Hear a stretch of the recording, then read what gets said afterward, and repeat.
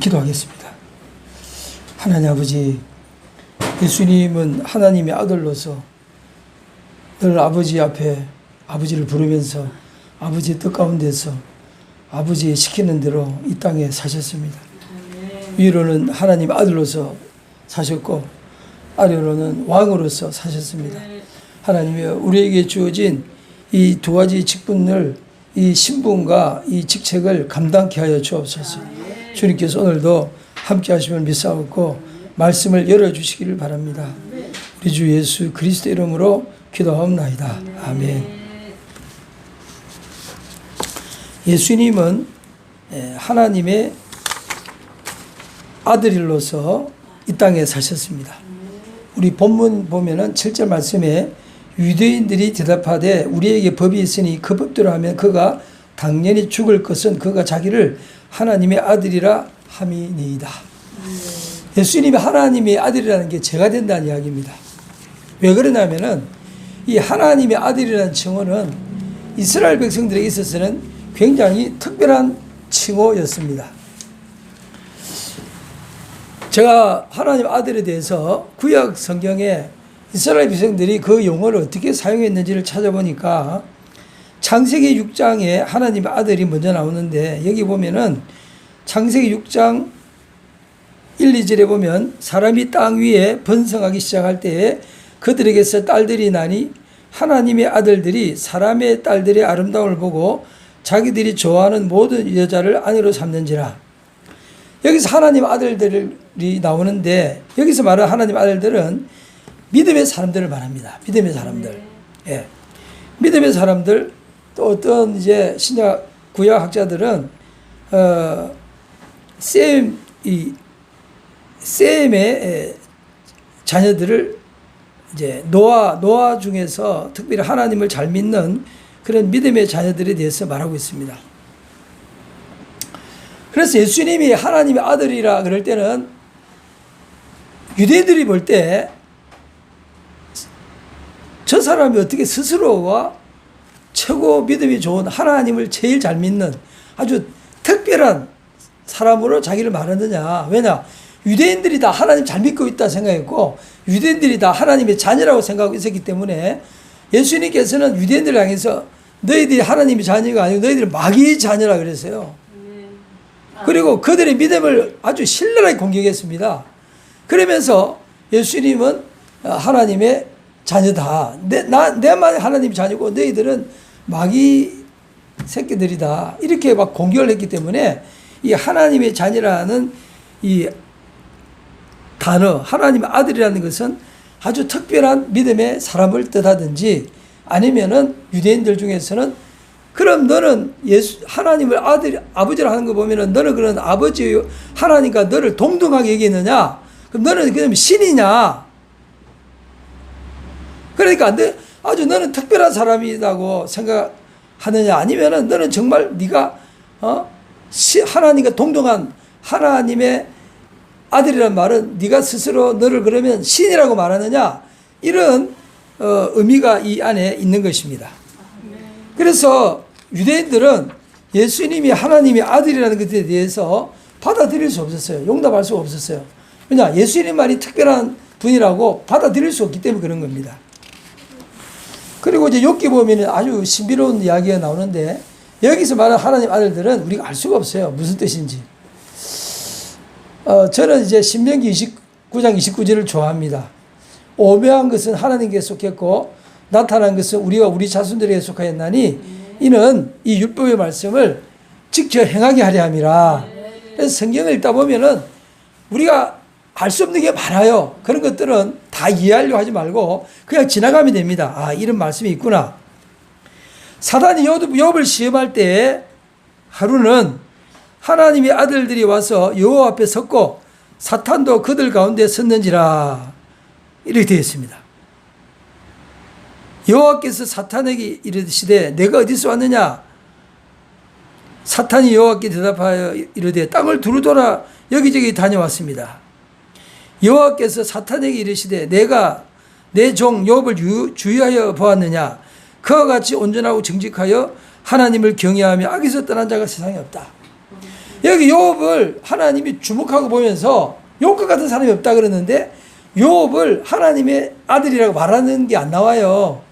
그리고 하나님의 아들은 특별한 존재로서 이미 하나님 함께 옆에 있어요. 그리고 어떤 분들은 이 하나님 아들들이 천사라고도 표현하는데 구태에 그렇게 말할 게 없어요. 그냥 하나님의 아들이라고 표현했으니까 그냥 하나님 아들이구나 이렇게 받아들이면 됩니다. 그리고 이게 어떤 존재에 대해서 우리가 명확하게 몰라도 우리는 오묘한 것을 하나님께 남겨두는 그런 영적인 용기와 지혜가 있어야 될 줄 믿습니다. 우리가 성경을 다 알 수가 없어요. 그리고 욥기에 하나님의 아들들이 또 나옵니다. 사탄이 이제 하나님 앞에 떠나서 세상을 두루 다니다가 다시 하나님 앞에 나오는데 그게 또 하나님의 아들들이 와서 요 앞에 섰고 사돈도 그들 가운데 섰는지라 또 이렇게 나옵니다. 그래서 여기서 말하는 하나님의 아들들이 뭐냐? 그것은 저는 숙제라고 생각하고 있습니다.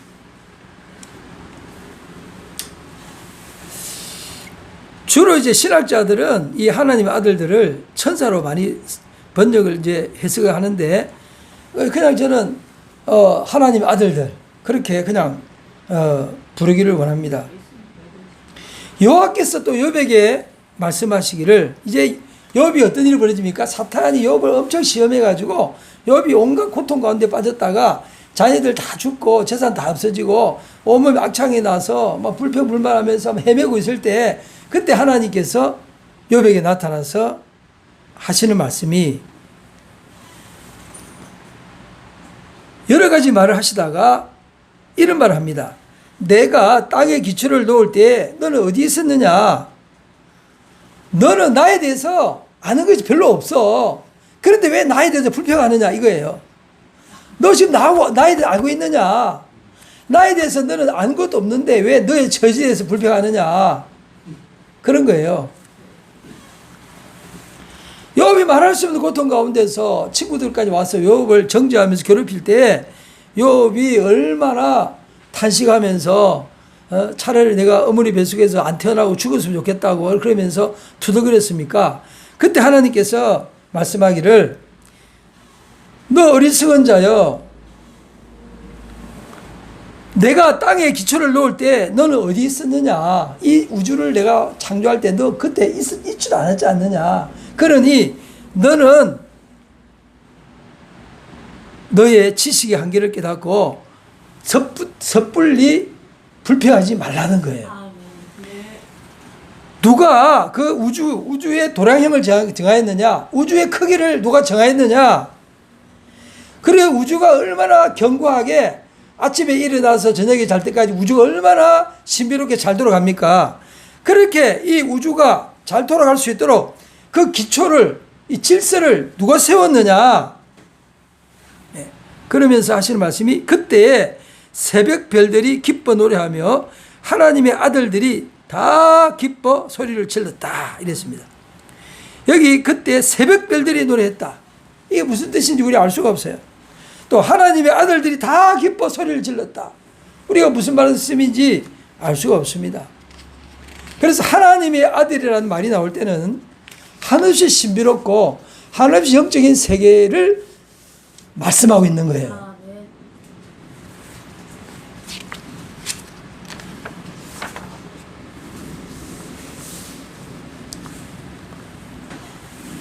우리가 성경 읽다 보면은 구약의 믿음의 사람들과 선지자들을 만나게 되는데 아브라함은 소돔과 고모라 성의 타락을 보면서 하나님께서 소돔과 고모라 성을 멸하겠다고 하시니까 아브라함은 소돔과 고모라 성에 남아있는 롯을 생각하면서 뭐라고 하늘 앞에 호소를 합니까? 의인 50명이 있어도 멸하겠습니까? 또 의인 45명이 있어도 멸하겠습니까? 의인 40명이 있어도 멸하겠습니까? 의인 30명이 있어도 멸하겠습니까? 의인 20명이 있어도 멸하겠습니까? 의인 10명이 있어도 멸하겠습니까? 그리고는 더 이상 말을 못하고 아브라함은 자기 갈 길을 가게 됩니다. 그리고 하나님의 심판이 결국은 소돔 고모라에 임하면서 소돔 고모라가 지상에서 불심판으로 사라지게 됩니다. 그리고 롯과 그 두 딸만 겨우 살아남게 됩니다. 자, 그때 아브라함이 구한 것은 10명의 의인이었습니다. 그런데 예레미야 선지서에 보면은요, 예레미야는 이스라엘의 타락을 보면서 이스라엘이 이제 망하게 되었습니다. 예레미야 선지자는요, 언제까지 활동했느냐면은 바벨론의 포로로 이스라엘이 잡혀갈 때까지 몇 대의 왕을 거쳐서 예언한 선지자가 예레미야 선지자인데, 예레미야 선지자는 그 시대를 향해서 어떻게 외치냐면은 이렇게 외칩니다.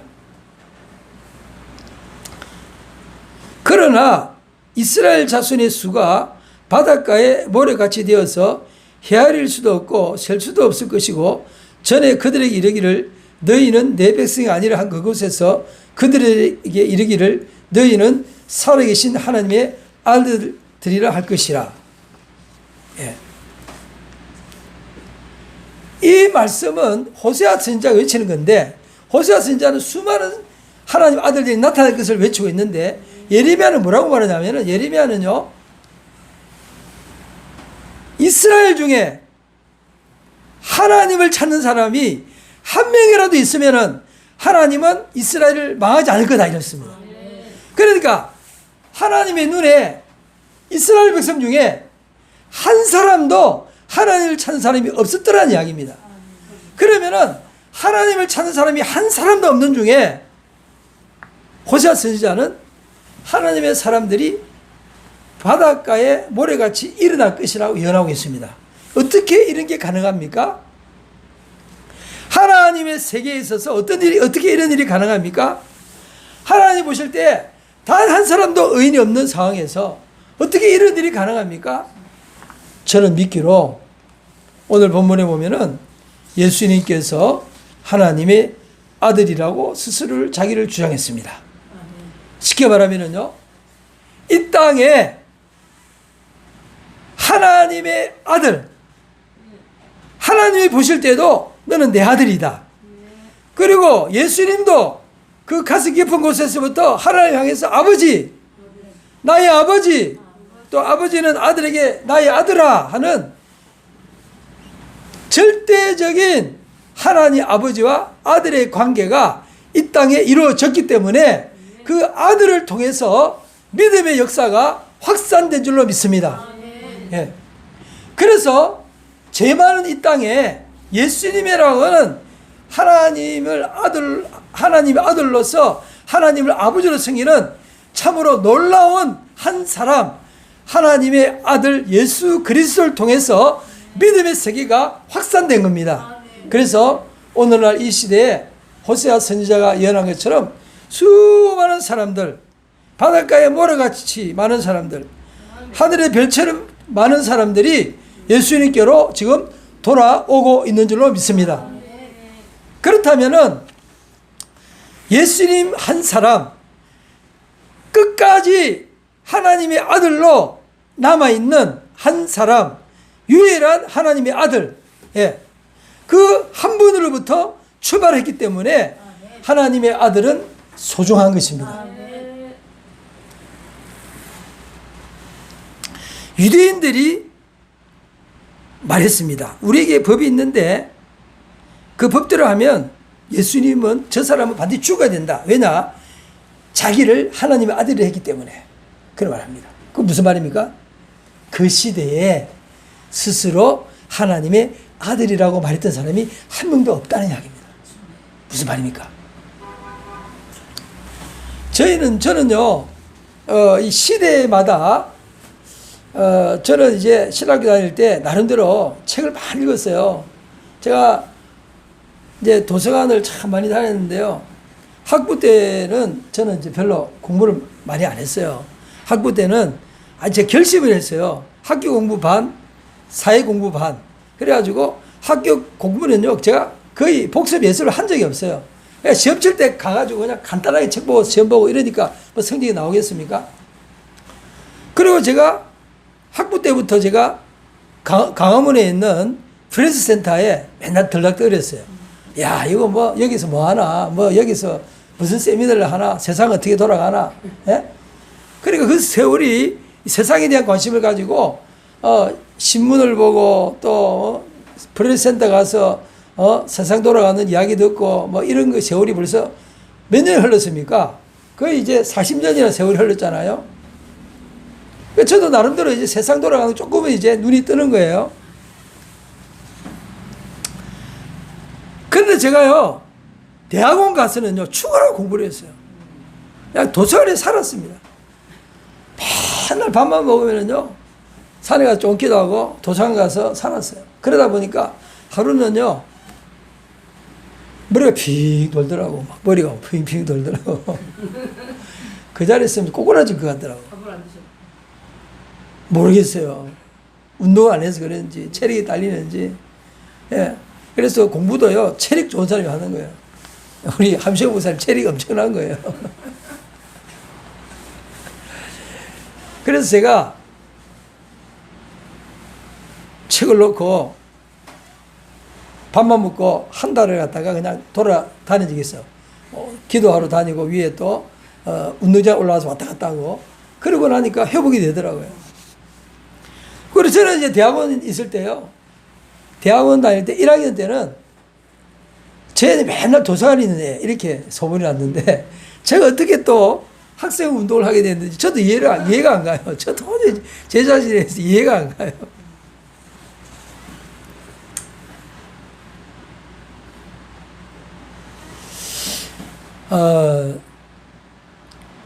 하나님의 아들. 자, 보세요. 하나님의 아들.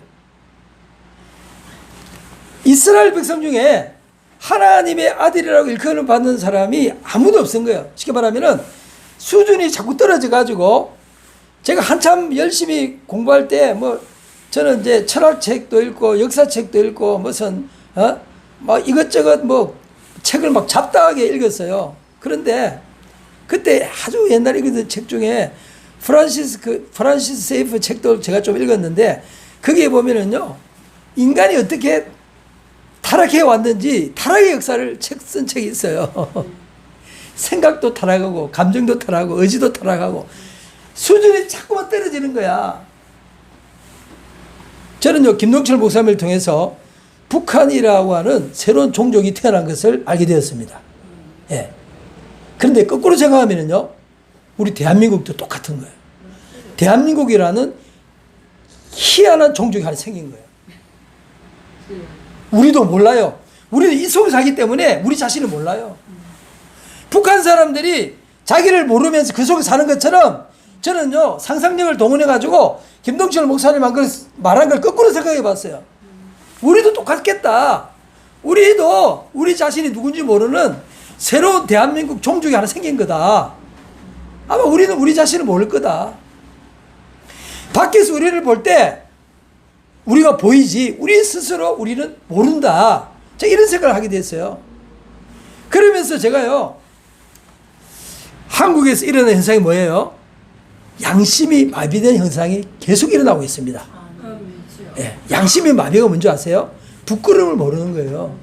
그래서 악을 선하다 그러고 악을 상식화시키고 악을 풍습화시키고 그 풍습된 것을 이제 규례를 만들려고 하고 법제화시키려고 하는 이와 같은 현상이 대한민국에 일어날 때 이미 대한민국은 대한민국이라는 새로운 종족이 만들어진 거예요. 거꾸로 왜 상상을 못합니까? 북한이 그렇다면 우리도 마찬가지인 거예요. 우리도 또 거꾸로 생각할 수 있는 거예요. 그래서 우리는 우리 삶의 현장에 대해서 나 자신에 대해서 돌아봐야 됩니다. 그렇기 때문에 내가 나를 모릅니다. 내가 나에 대해서 모른다는 이야기입니다. 마치 이스라엘 백성들이 자기를 모르는 것처럼 우리도 우리를 모를 수가 있어요. 그렇기 때문에 우리는 성경을 읽고 나를 각성시켜야 되는 거예요. 그렇지 않으면요 자기가 누군지를 몰라요. 그리고 열심히 사는데 자기를 위해서 사는 거예요. 열심히 자기를 위해 사는데 자기가 누군지도 모르면서 열심히 자기를 위해 사는 거예요. 아주 희한한 그런 일이 벌어지게 되는 겁니다. 이스라엘 백성이 또 그렇게 상이 빠진 겁니다. 이스라엘 백성들이 예수를 향해서 네가 하나님 아들이라 그러니까 죽어야 마땅하다. 그럼 네가 그러면 하나님과 똑같으냐? 하나님과 동등되냐? 그럼 네가 하나님이란 말이냐? 이러면서 예수님을 십자가에 못 박으라고 외칠 때 그때의 이스라엘 백성들의 상황은 어떤 상황이냐? 쉽게 말하면은 구약에 보면은요, 신약에는 하나님의 자녀, 하나님의 아들이란 말이 많이 나오는데 구약에 보면은 하나님의 자녀란 말이 아예 안 나오는 것이 아니라 가끔 나와요. 이스라엘 백성들을 하나님의 자녀라고 하는 말이 가끔 나옵니다. 예? 그렇다면은 이스라엘 백성들은 그 가슴 속에 하나님의 자녀라는 생각을 못 가질 정도로 마음이 부패해졌다는 이야기입니다. 네. 그리고 그들은 어떤 생각을 가졌느냐 하면 우리는 아브라함의 자손이다. 그건 자주 나와요. 우리가 아브라함의 자손이거늘 우리를 향해서 어떻게 마귀 새끼라고 하느냐. 우리가 아브라함의 자손이다. 이러면서 자기 자신을 아브라함의 자손이라고 말하고 있는 곳은 신약에 보면 여러 곳에 나옵니다. 그래서 오늘 이스라엘의 자손들이 유대인들이 예수님을 향해서 하나님의 아들이라 하는 것을 시비를 거는 것은 그들의 마음속에 하나님의 자녀에 대한 의식이 사라졌고 이제 그들의 마음이 화인맞았다는 것입니다. 무서운 거예요. 이 지상에서 가장 무서운 게 뭐냐면요, 로마서 1, 2장에 보면 뭐가 나옵니까? 하나님이 인생을 그 상실한 마음대로 버려두셨다 되어 있습니다. 그 상실한 마음대로 버려두는 것이 인간에게 가장 비극이고 비참한 거예요. 그냥 그래 알았다. 그냥 내버려 두는 거예요. 예. 오늘 지구촌에 일어난 현상이 뭡니까? 지금요, 제가 이제 호주에 1999년도죠. 네, 9년도에 호주에 가서 영어 공부한다고 웨섹스 잉글리시 칼리지에서 10개월 코스를 가지고 공부만 했어요. 네. 근데 그때 그 학교 주변에 막 프랭카드 걸고 막 데모를 하는데 어떤 걸 했냐면은 기후변화에 대한 데모를 하고 있었어요. 네. 그래가지고 프레온가스 있잖아요. 프레온가스가 하늘에 올라가면은 오존층이 무너져서 오존층이 파괴되면서 하늘에 햇빛이 오존층을 뚫고 바로 내려와가지고 피부암이 걸리고 그런다고 하면서 막 데모하는 게 있었어요. 그래서 프레온가스가 뭔가 봤더니만은 우리가 쓰는 냉장고 안에 다 프레온가스가 있습니다. 근데 그거 잘못 사용하면은요, 프레온가스가 하늘에 올라가는데 이 프레온가스는 가벼워서 공기층을 뚫고 상층부로 올라가요. 그러다면은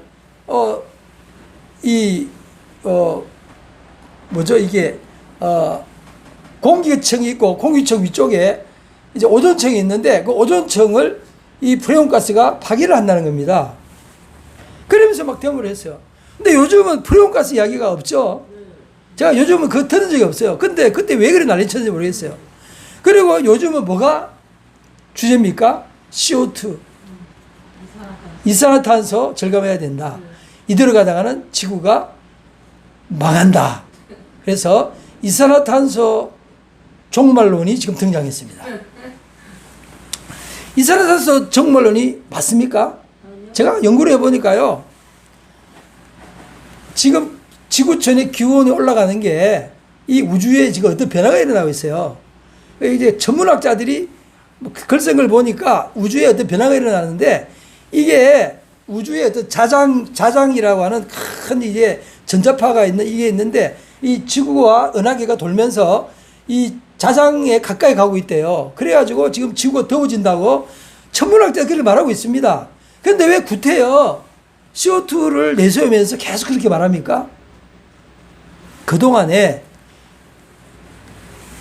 석유 화학공업을 가지고 먹고 살던 부자들이 이제 그 기업의 한계를 느낀 거예요. 그래서 이제 새로운 미래 먹거리를 만들기 위해서 CO2 신화를 만들고 있는 거예요, 지금. 제가 CO2를 가만히 보니까 어떻게 말하느냐. CO2가 많으면 하늘에 올라가서 이게 가린다는 거예요. 가리면은 위에서 내려오는 태양이 비치면은 태양이 땅에 부닥쳐서 땅의 복사열이 하늘로 올라가면서 이 CO2가 막고 있어가지고 열이 밖으로 다 나가야 되는데 이 CO2 때문에 안 나가고 막혀서 다시 땅으로 내려온다는 거예요. 그렇다면은 CO2 때문에 땅에 부닥쳤던 열이 올라가지 못하고 도로 내려온다면은 아예 처음부터 하늘에서 빛이 비칠 때 처음부터 일부분은 CO2에 막혀서 하늘로 올라가야죠, 도로. 근데 내려올 때는 다 내려오고 올라올 때는 왜 못 올라갑니까? 근데 가만히 생각해 보니까 함정이 있는 거예요. 그래서 돈 있는 사람들이 CO2 신화를 만들어서 사람들은요, 이 종말론에 대한 두려움이 있습니다.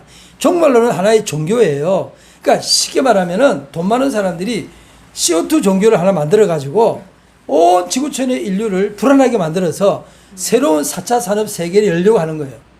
아멘. 그래서 미래 세계는요, 4차 산업이 끌어갑니다. 왜냐? 돈 많은 사람들이 다 그쪽으로 가기 때문에. 그래서 4차 산업에 뛰어들지 않으면요, 나중에 다 굶어 죽어요. 빨리빨리 눈 떠야 됩니다. 돈은 다 부자들이 가지고 있기 때문에 가난한 사람들은요, 부자들이 흘리는 부스러기 먹고 사는 거예요. 재주가 있어요? 안 그럴 재주가 있습니까?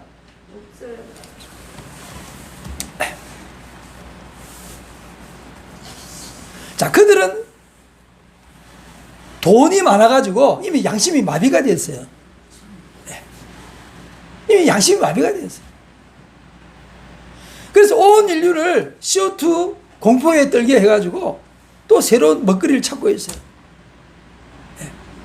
자, 한쪽은요, 돈 때문에 마비가 됐고, 한쪽은 뭐 때문에 마비됐습니까? 인간의 욕정 때문에 마비가 돼가지고, 예? 옛날에는요, 양심이라 있어가지고, 부끄러움이라는 게 있었는데, 지금은요, 부끄러움이라는 자체가 그게 뭔데? 그래 물어보는 거예요. 부끄러움, 그게 어떤 게 부끄러움인데? 그러니까 부끄러움이 사라진 시대예요, 이제는. 아예 그냥 부끄러운 거 필요 없어. 예? 전 세계가 있잖아요. 여름 되면은요, 한 무리들이 그냥 집단을 이뤄가지고 자전거 타면서 뻘뻘벗고 다 덜렁덜렁거리면서요, 몇백 명씩 모여가지고 자전거 타고 다녀요. 미국도 그렇죠. 호주도 그렇죠. 예? 독일도 그렇죠. 전 세계가 그렇게 다니는 거예요. 부끄러운 거 전혀 몰라요. 그리고는요, 광장에 모여가지고, 몇백 명이 모여가지고, 덜렁거리면서 모여가지고, 춤추고, 막 예술한다고 또 앉아있어요. 그런 사람들 그 사진 찍고 또 좋다고 구경하고 있어요. 그리고는, 성경에 말하는 대로, 예? 예수님께서 말씀한 것처럼, 한 여인에게, 가늠하다가 현장에 잡혀온 한 여인에게 용서하시면서, 나도 너를 정죄하지 않는다. 너를 정죄하는 사람이 어디 있느냐. 다 여인을 정죄하는 사람 쫓아낸 다음에 예수님도 정죄하지 않는다 그러면서 뭐라 그랬어요? 다시는 죄를 짓지 말라 그런 거예요. 무슨 말입니까? 부부 윤리는 살아 있습니다. 예? 하나님이 에덴 동산에서 한 남자와 한 여자를 지었다고 하는 이 진리는 살아 있습니다. 부부 윤리가 사라지면요, 창조의 질서가 다 무너지고 하나님의 창조주 하나님을 다 잊어버리게 되는 거예요. 부부 윤리는 뭐냐면은 창조주 하나님을 기억하게 하시려는 하나님의 기억 장치입니다. 예? 하나님을 기억하려고 하는 하나님의 기억 장치가 부부 윤리예요. 부부 윤리가 사라지면은요, 지구상에 하나님을 찾는 모든 기억 장치가 다 사라지는 거예요. 다 사라지고 나면은요, 이제 기준이 다 없어지니까, 예? 기준이 없는 사회는요, 어떻게 됩니까? 비참한 거예요.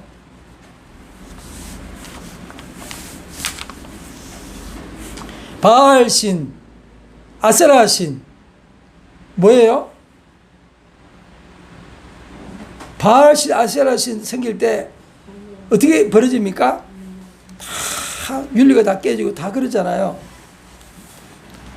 그래서 유대인들이 예수님을 향해서 당신이 하나님의 아들이라면은 신성 모독죄니까 죽어야 된다는 말은 그 시대의 양심이 다 죽었다는 이야기입니다.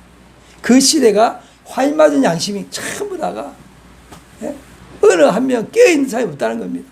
예레미야 선지자가 외쳤던 것처럼 이스라엘이 바빌론 포로로 잡혀갈 수 없을 만큼 하나님 보실 때 단 한 명도 하나님을 찾는 사람이 없다고 탄식한 예레미야의 그 시대처럼 예수님의 시대도 똑같았다는 이야기입니다. 예수님 오시던 시대도 그랬다는 이야기입니다. 예수님을 따라다녔던 12제자조차도 그 소리치는 군중의 함성에 묻혀서 그들에게 휩쓸려 가버렸습니다. 다 휩쓸려 가버렸습니다.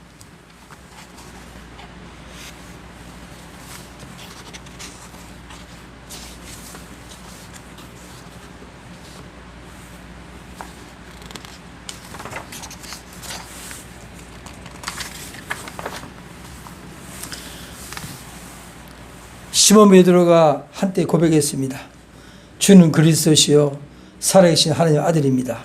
그렇게 고백했습니다. 그리고 이 시몬 베드로의 고백을 하나님이 기뻐하셔가지고 예수님이 기뻐하셔서 너는 반석이라 이 반석에 교회를 세우겠다. 그렇게 칭찬받았던 베드로도 군중의 무리에 휩쓸려서 하나님을 떠나고 예수님이 하나님의 아들인 것을 부인하면서 다 떠나갔습니다. 저는 믿습니다. 예수님 한 사람이 남은 것처럼 오늘 여기 계신 한 사람이 소중한 거예요. 한 사람부터 출발하는 거예요. 예수님 한 분으로부터 믿음의 세계를 다시 여는 것처럼 여기 계신 한 사람으로부터 믿음의 세계를 여는 거예요. 그러니까 한 사람이 소중한 거예요. 지구촌의 모든 사람이 예수님 부인할 때 예수님은 자기를 부인하지 않았습니다. 네? 사단이 와서 네가 하나님 아들이냐? 하나님 아들이면은 너 배고프지? 이 돌을 떡으로 만들어 먹어라. 그럴 때 예수님은 자기를 부인하지 않았습니다. 내가 하나님 아들인데 내가 구태여 그럴 필요 없어. 사탄아 물러가라. 왜 나를 시험하느냐? 내 저 떡을 안 먹어도 나는 하나님 아들이야. 예? 네가 하나님의 아들이면은 저 하늘에서 떨어져 봐라. 성경에 보니까 천사가 받들어준다 그랬는데 내가 하나님의 아들이기 때문에 하늘에서 떨어지고 천사가 받들어도 그런 시험 다 필요 없어. 나는 하나님의 아들이야. 예?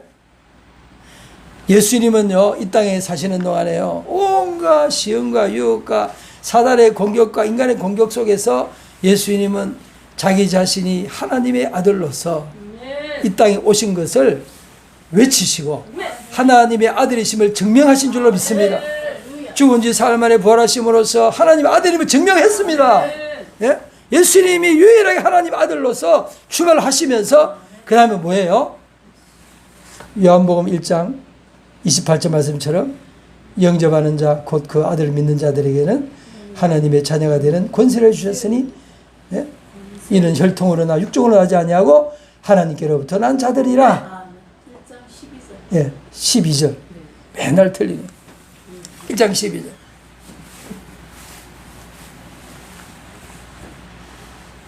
예수님이 믿음의 세계를 열어놓으셨습니다. 그렇기 때문에 예수님을 붙잡으면 나도 예수님처럼 하나님의 자녀로 양자로서 입양이 되는 거예요. 피조물이지만 하나님의 자녀로 하나님의 자녀로서 영입이 되는 겁니다. 그 하나님의 자녀는요, 한없이 신비로운 게 하나님 자녀예요. 구약에 보면은요, 하나님의 아들들 나올 때 어떻게 합니까? 우주가 창조될 때, 그때 하나님의 아들들이 노래했다 되어 있는데, 그 하나님의 자녀라는 칭호가 우리한테 붙는 거예요.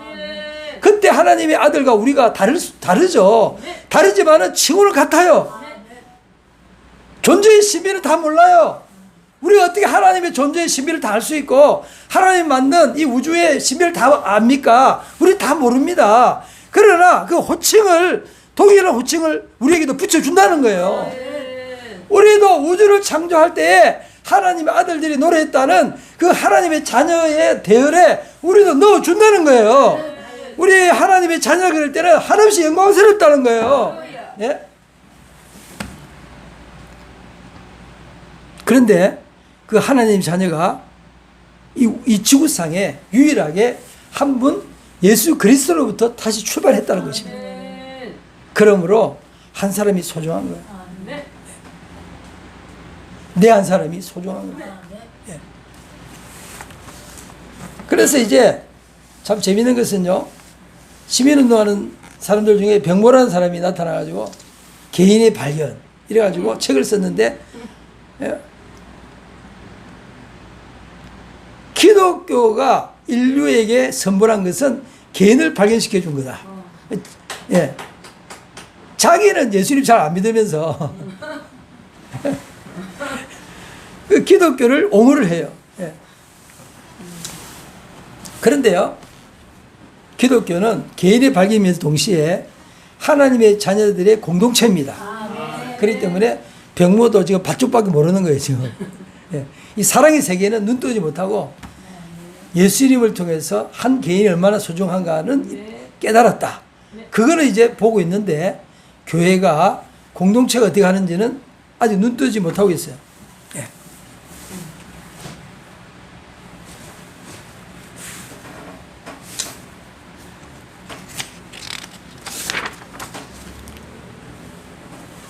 빌라도가 이 말을 듣고 겁이 났습니다. 뭐라고? 저분이 만만치 않던데 내가 예수에게 질문을 했는데 네가 유대인의 왕이냐 하니까 거꾸로 나는 진리를 위해서 왔다. 근데 오히려 재판석에서 빌라도가 죄인이 되어버린 거예요. 네가 나를 죽이려 하는데 나의 아버지께서 너에게 죽일 권세를 줬기 때문에 네가 나를 죽이는 거다. 이제는 빌라도가 예수님을 재판하는 것이 아니고 재판이 거꾸로 돼가지고 예수님이 이제 빌라도를 재판하고 있는 거예요. 그러니까 빌라도가 겁이 났어요. 빌라도가 말합니다.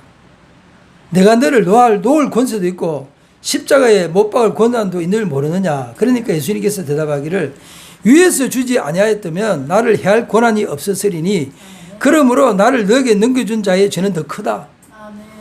지금 빌라도 보고 너 죄인이야 라고 말하는 거예요. 너 나 아무 죄 없는데 죽이지. 너 죄인이야. 그런데 너에게 나를 넘겨준 사람은 더 죄가 커. 그러니까 재판석에서 거꾸로 된 거예요. 그러니까 빌라도가 겁이 나는 거예요. 이게 지금 당당하게 예수님께서 빌라도를 심판하고 있으니까, 예?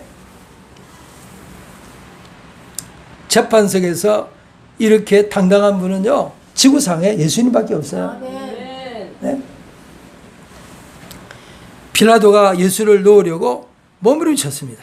근데 유대인들이 소리가 얼마나 큰지 그냥 유대인들이 소리가 빌라도의 양심을 이겼어요. 빌라도는 그나마 양심이 덜 화이 맞아가지고 겁이 나가지고 이거 내가 죄 없는 예수를 못 받고 나면은 내가 큰일 나겠구나라는 두려움이 엄습했는데 백성들이 하도 소리치니까 빌라도의 양심이 묻혀버렸습니다.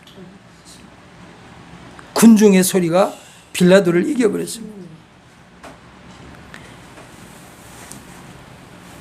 유대인들이 소리 질렀습니다. 이 사람을 놓으면 가이사의 충신이 아닙니다. 무릇 자기를 왕이라는 사람은 가이사를 반역하는 것입니다. 그러니까 예수님이 이 땅에 사시는 동안에 두 가지 외쳤어요. 하나님과의 관계에 있어서는 아들이고 이 땅에서 사람과의 관계에 있어서는 왕이고 네. 신분이 뭐예요? 우리의 신분도 마찬가지예요. 우리가 예수님을 영접하는 순간 하나님과의 관계에 있어서 하나님의 자녀고 이 땅에서의 세상과의 관계에서는 세상의 왕인 줄로 믿으시기 바랍니다. 그래서 하나님 우리를 하나님의 자녀로 초대했고 이 땅의 왕으로 초대한 거예요. 네. 왕은 어떤 역할을 합니까? 세상을 다스려야 됩니다. 에덴 동산에서 아담과 하와를 왜 지었습니까? 하나님께서 우주를 창조하시고 지구를 만드시고 에덴을 창설하시고 거기에 하늘에 나는 새와 바다에 다니는 고기와 육지의 모든 짐승을 만드시고 뭐라고 했습니까? 이 모든 것을 다스리게 하자 하시고 우리가 우리의 형상을 따라 사람을 만들고 즉 다스린다는 게 뭐예요? 왕을 세웠다는 이야기예요. 통치자, 예, 관리자, 컬처, 경작하면서 관리하고 다스리고 가는 사람. 예. 그래서 하나님이 있고 그 다음에 내가 있고 요 밑에 만물이 있는 거예요. 그래서 우리는 만물을 다스리는 자입니다. 그래서 하나님의 자녀가 타락하니까 만물이 탄식한다고 되어 있어요. 예. 하나님의 자녀가 타락하니까 만물이 같이 타락을 해서 만물이 탄식한다고 되어 있습니다. 그래서 하나님의 자녀가 회복되면은 만물이 회복되는 거예요. 그래서 하나님의 자녀와 만물을 따라다니는데 바울은 하나님의 자녀가 회복되면서 만물이 회복될 마지막 때가 온다고 예언하고 있습니다. 예. 그러므로 예수님을 영접한 우리들은 왕으로서 초대받은 줄로 믿으시기 바랍니다. 구약에 보면은요, 세 가지 직분이 있는데 왕과 제사장과 선지자의 직분이 있습니다. 선지자의 직분이 뭡니까? 왕을 세우는 거예요. 예? 왕이 잘못하면은요, 나라가 어지럽잖아요. 왕이 하나님을 떠나면 나라가 어지럽잖아요. 그러니까 왕이 하나님을 떠날 때마다 누가 나타납니까? 선지자가 나타나서 왕 노릇 똑바로 해. 왕을 중심으로 돌아가는 거예요. 예. 왕이 제사를 드리려고 그러니까 너 죽으려고 제사 드려? 왕은 제사 드릴 자격이 없다. 왜 그렇습니까? 왕은 죄에 대해서 온전하게 각성하는 사람이 아니기 때문에. 그래서 제사장은 뭡니까? 죄를 깨닫게 하고 죄를 각성시키는 사람이에요. 그래서 제사장이 제사 드릴 때 왕이 참여해서 각성하는 거예요. 아, 이게 옳은 거구나. 아, 이게 죄구나. 이게 선이구나. 그래서 제사장도 왕을 각성시켜서 옳고 그름을 구분하게 하고 선악을 구별하게 해서 왕도를 제대로 하게 하는 거예요. 예? 그렇기 때문에 왕을 중심으로 세상을 돌아가는 겁니다.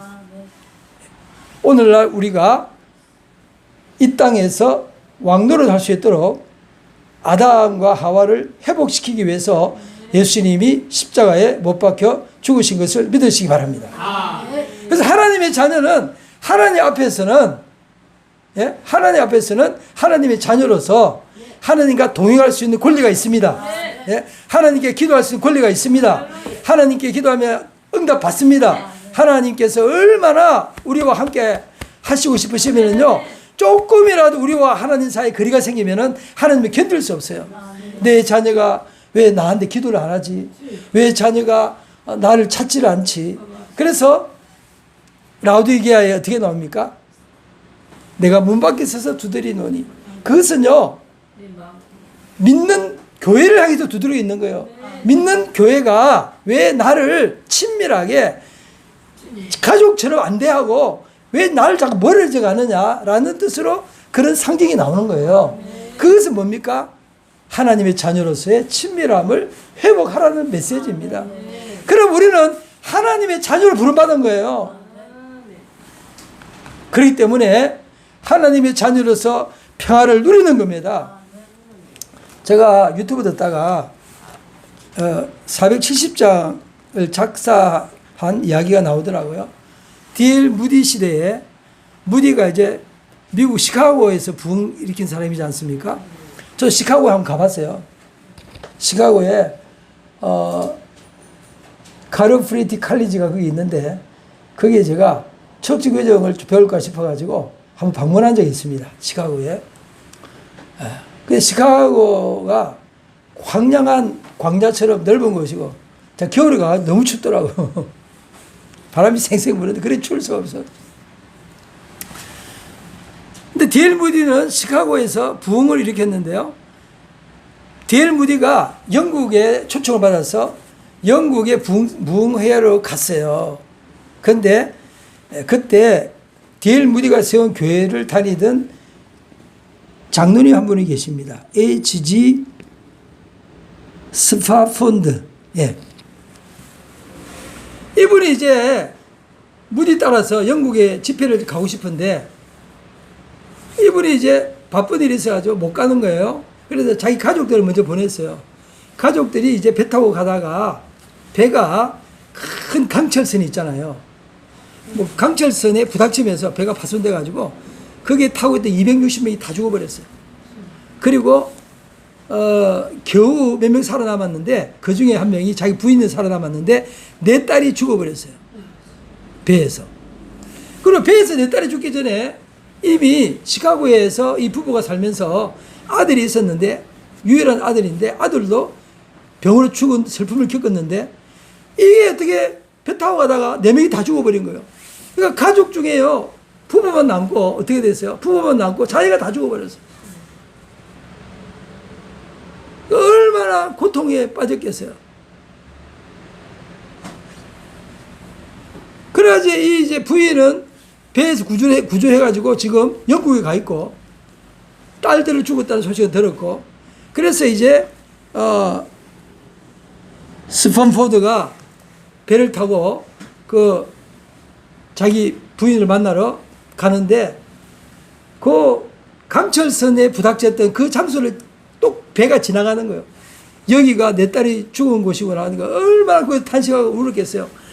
그 고통 가운데서 울부짖으면서 괴로워하면서 기도하는데 하나님이 주시는 평안이 임하는 거예요.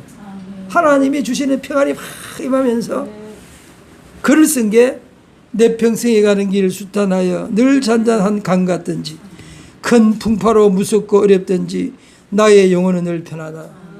이 글을 쓴 거예요. 이 글을 이제 곡을 붙여서 470장이 나왔어요.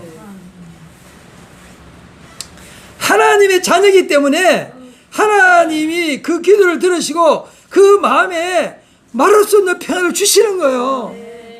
그러므로 그리스도인들은 이 땅에 어떤 일이 벌어져도 우울증에 빠지는 게 아니라 일어나는 거예요. 이 땅에 어떤 일이 벌어지더라도 그리스도인들은 하나님의 자녀로서 하나님이 주는 평강과 긍휼이 있는 거예요. 그래서요, 이분이 이제 영국을 가서 자기 부인을 제외해서 얼마나 울었겠어. 예? 그리고 이 부부는요, 하나님의 큰 은혜를 깨닫고 이슬람 지역으로 들어가서 이슬람 지역에서요, 평생을 이슬람 사람들한테 예수님 사랑을 전하다가 하나님께로 가신 분이에요. 470장. 이따 부르시면 돼요.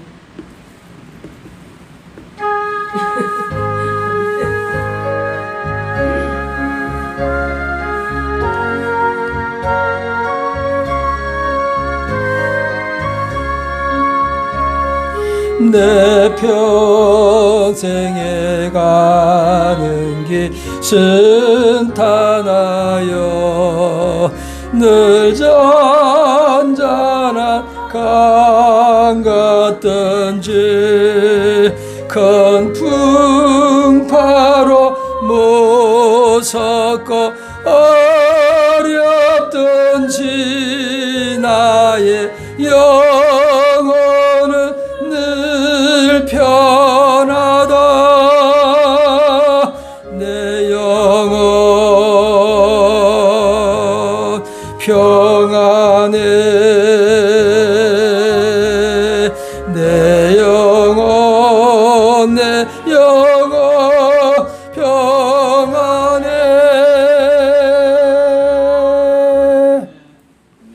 우리 1절만 부르시다. 우리는 하나님의 자녀입니다. 나 개인 한 명 한 명이 하나님의 자녀입니다. 하나님의 자녀는요, 특징이 하나님과의 친밀함에 있습니다. 예?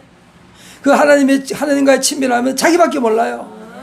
어떤데 기도하고 싶습니까? 하나님의 자녀의 증거예요. 내가 예배 드리고 싶습니까? 하나님의 자녀의 증거예요. 예? 어떤데 잘못하면은 마음에 아픔이 옵니까? 하나님의 자녀의 증거예요. 예? 하나님의 자녀의 증거예요.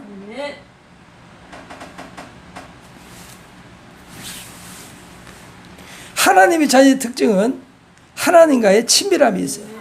그 친밀함에 놓치면 견딜 수가 없어요. 너무너무 괴로운 거예요.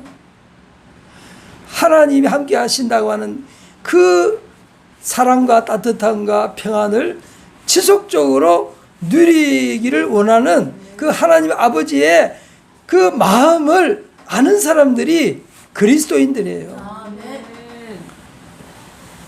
그리고 그리스도인들은 하나님의 자녀이기 때문에 하나님의 그 성품, 하나님의 선악의 기준, 그 기준을 가지고 이 땅에 살기 때문에 이 땅에서 왕노릇 할 수밖에 없습니다.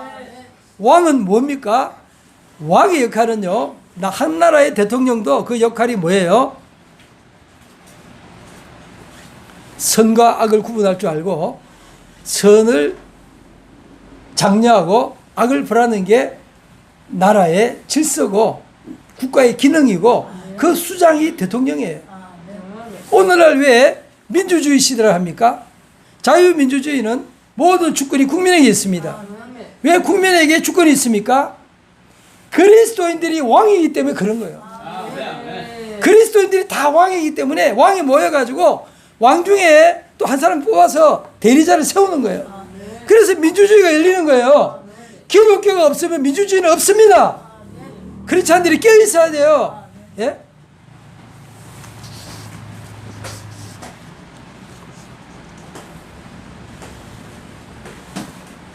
빌라도는 그 군중들의 소리에 묻혀서 예수님을 끌고 밖으로 나갔습니다.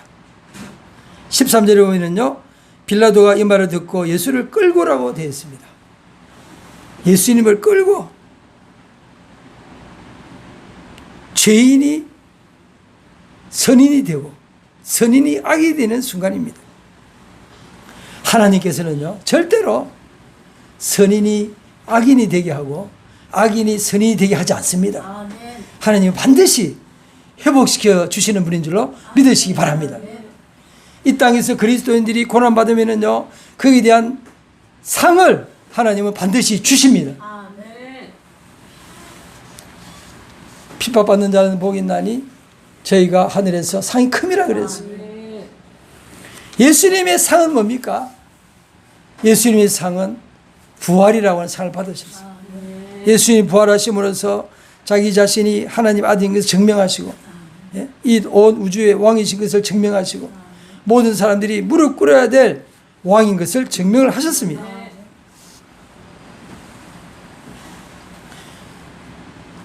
우리가 지금 예수 이름을 영접했습니다. 그렇기 때문에 우리도 하나님의 자녀로서 하나님의 영광에 동참하게 된 줄로 믿습니다.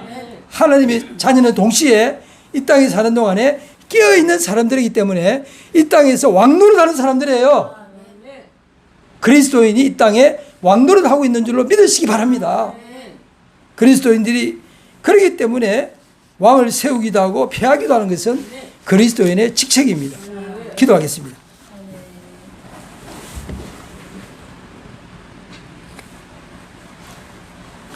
하나님 아버지 감사합니다. 사람들의 양심이 마비되어서 부끄러움을 모르고 선을 악이다 그러고 악을 선이다 그러면서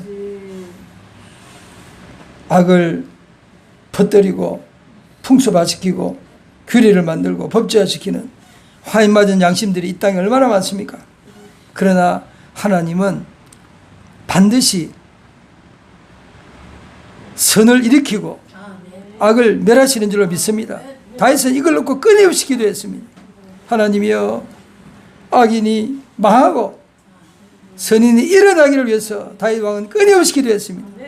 그렇기 때문에 하나님의 자녀로서 이 땅에 왕노릇하는 그리스도인들도 끊임없이 악의 세력이 흥황하지 않도록 기도하며 그리스도인들이 흥황할 수 있도록 기도하면서 이 나라를 하나님 앞으로 이끌어야 될 줄로 믿습니다. 주님께서 역사하여 주시옵소서. 그리고 이 땅에 사는 동안에 하나님의 자녀의 증거들이 많이 나타나게 하시고 이 땅에 사는 동안에 하나님이 함께 하셔서 기도 응답에 많은 체험들이 있게 하시고 하나님이 나를 일으켜 주시고 세워주시는 많은 일들이 일어나게 하여 주옵소서. 주님께서 오늘도 함께 하심을 믿사옵고 우리 주 예수 그리스도 이름으로 기도하옵나이다. 아멘.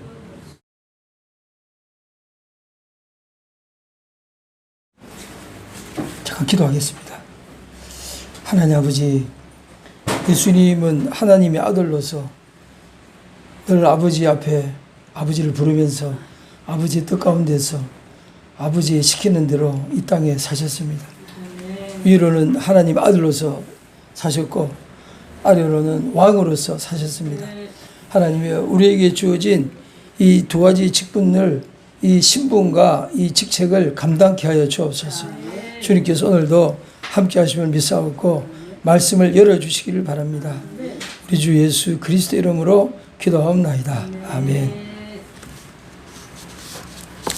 예수님은 하나님의 아들로서 이 땅에 사셨습니다. 우리 본문 보면은 7절 말씀에 유대인들이 대답하되 우리에게 법이 있으니 그 법대로 하면 그가 당연히 죽을 것은 그가 자기를 하나님의 아들이라 함이니이다. 예수님이 하나님의 아들이라는 게 죄가 된다는 이야기입니다. 왜 그러냐면은 이 하나님의 아들이라는 칭호는 이스라엘 백성들에게 있어서는 굉장히 특별한 칭호였습니다. 제가 하나님 아들에 대해서 구약 성경에 이스라엘 백성들이 그 용어를 어떻게 사용했는지를 찾아보니까 창세기 6장에 하나님의 아들이 먼저 나오는데 여기 보면은 창세기 6장 1, 2절에 보면 사람이 땅 위에 번성하기 시작할 때에 그들에게서 딸들이 나니 하나님의 아들들이 사람의 딸들의 아름다움을 보고 자기들이 좋아하는 모든 여자를 아내로 삼는지라. 여기서 하나님 아들들이 나오는데 여기서 말하는 하나님 아들들은 믿음의 사람들을 말합니다. 믿음의 사람들. 예. 믿음의 사람들, 또 어떤 이제 신약 구약 학자들은 셈의 자녀들을 이제 노아 중에서 특별히 하나님을 잘 믿는 그런 믿음의 자녀들에 대해서 말하고 있습니다. 그래서 예수님이 하나님의 아들이라 그럴 때는 유대인들이 볼 때 저 사람이 어떻게 스스로가 최고 믿음이 좋은 하나님을 제일 잘 믿는 아주 특별한 사람으로 자기를 말하느냐. 왜냐? 유대인들이 다 하나님 잘 믿고 있다 생각했고 유대인들이 다 하나님의 자녀라고 생각하고 있었기 때문에 예수님께서는 유대인들을 향해서 너희들이 하나님의 자녀가 아니고 너희들은 마귀의 자녀라 그랬어요. 그리고 그들의 믿음을 아주 신랄하게 공격했습니다. 그러면서 예수님은 하나님의 자녀다. 내만 하나님의 자녀고 너희들은 마귀 새끼들이다. 이렇게 막 공격을 했기 때문에 이 하나님의 자녀라는 이 단어, 하나님의 아들이라는 것은 아주 특별한 믿음의 사람을 뜻하든지 아니면은 유대인들 중에서는 그럼 너는 하나님을 아버지로 하는 거 보면은 너는 그런 아버지 하나님과 너를 동등하게 얘기했느냐? 그럼 너는 그냥 신이냐? 그러니까 아주 너는 특별한 사람이라고 생각하느냐? 아니면은 너는 정말 네가 하나님과 동등한 하나님의 아들이란 말은 네가 스스로 너를 그러면 신이라고 말하느냐? 이런 의미가 이 안에 있는 것입니다. 그래서 유대인들은 예수님이 하나님의 아들이라는 것에 대해서 받아들일 수 없었어요. 용납할 수가 없었어요. 왜냐? 예수님만이 특별한 분이라고 받아들일 수 없기 때문에 그런 겁니다. 그리고 이제 욥기 보면 아주 신비로운 이야기가 나오는데 여기서 말하는 하나님 아들들은 우리가 알 수가 없어요. 무슨 뜻인지. 저는 이제 신명기 29장 29절을 좋아합니다. 오묘한 것은 하나님께 속했고 나타난 것은 우리가 우리 자손들에게 속하였나니 이는 이 율법의 말씀을 직접 행하게 하려 함이라. 그래서 성경을 읽다 보면은 우리가 알 수 없는 게 많아요. 그런 것들은 다 이해하려고 하지 말고 그냥 지나가면 됩니다. 아, 이런 말씀이 있구나. 사단이 욥을 시험할 때 하루는 하나님의 아들들이 와서 여호와 앞에 섰고 사탄도 그들 가운데 섰는지라 이렇게 되어 있습니다. 여호와께서 사탄에게 이르시되 내가 어디서 왔느냐? 사탄이 여호와께 대답하여 이르되 땅을 두루돌아 여기저기 다녀왔습니다. 여호와께서 사탄에게 이르시되 내가 내 종 욥을 주의하여 보았느냐. 그와 같이 온전하고 정직하여 하나님을 경외하며 악에서 떠난 자가 세상에 없다. 여기 욥을 하나님이 주목하고 보면서 욥과 같은 사람이 없다 그러는데 욥을 하나님의 아들이라고 말하는 게 안 나와요. 그리고 하나님의 아들은 특별한 존재로서 이미 하나님 옆에 있어요. 그리고 어떤 분들은 이 하나님 아들들이 천사라고도 표현하는데 구태에 그렇게 말할 게 없어요. 그냥 하나님의 아들이라고 표현했으니까 그냥 하나님 아들이구나 이렇게 받아들이면 됩니다. 그리고 이게 어떤 존재에 대해서 우리가 명확하게 몰라도 우리는 오묘한 것을 하나님께 남겨두는 그런 영적인 용기와 지혜가 있어야 될 줄 믿습니다. 우리가 성경을 다 알 수가 없어요. 그리고 욥기에 하나님의 아들들이 또 나옵니다. 사탄이 이제 하나님 앞에 떠나서 세상을 두루다니다가 다시 하나님 앞에 나오는데 그게 또 하나님의 아들들이 와서 요 앞에 섰고 사돈도 그들 가운데 섰는지라 또 이렇게 나옵니다. 그래서 여기서 말하는 하나님의 아들들이 뭐냐? 그것은 저는 숙제라고 생각하고 있습니다.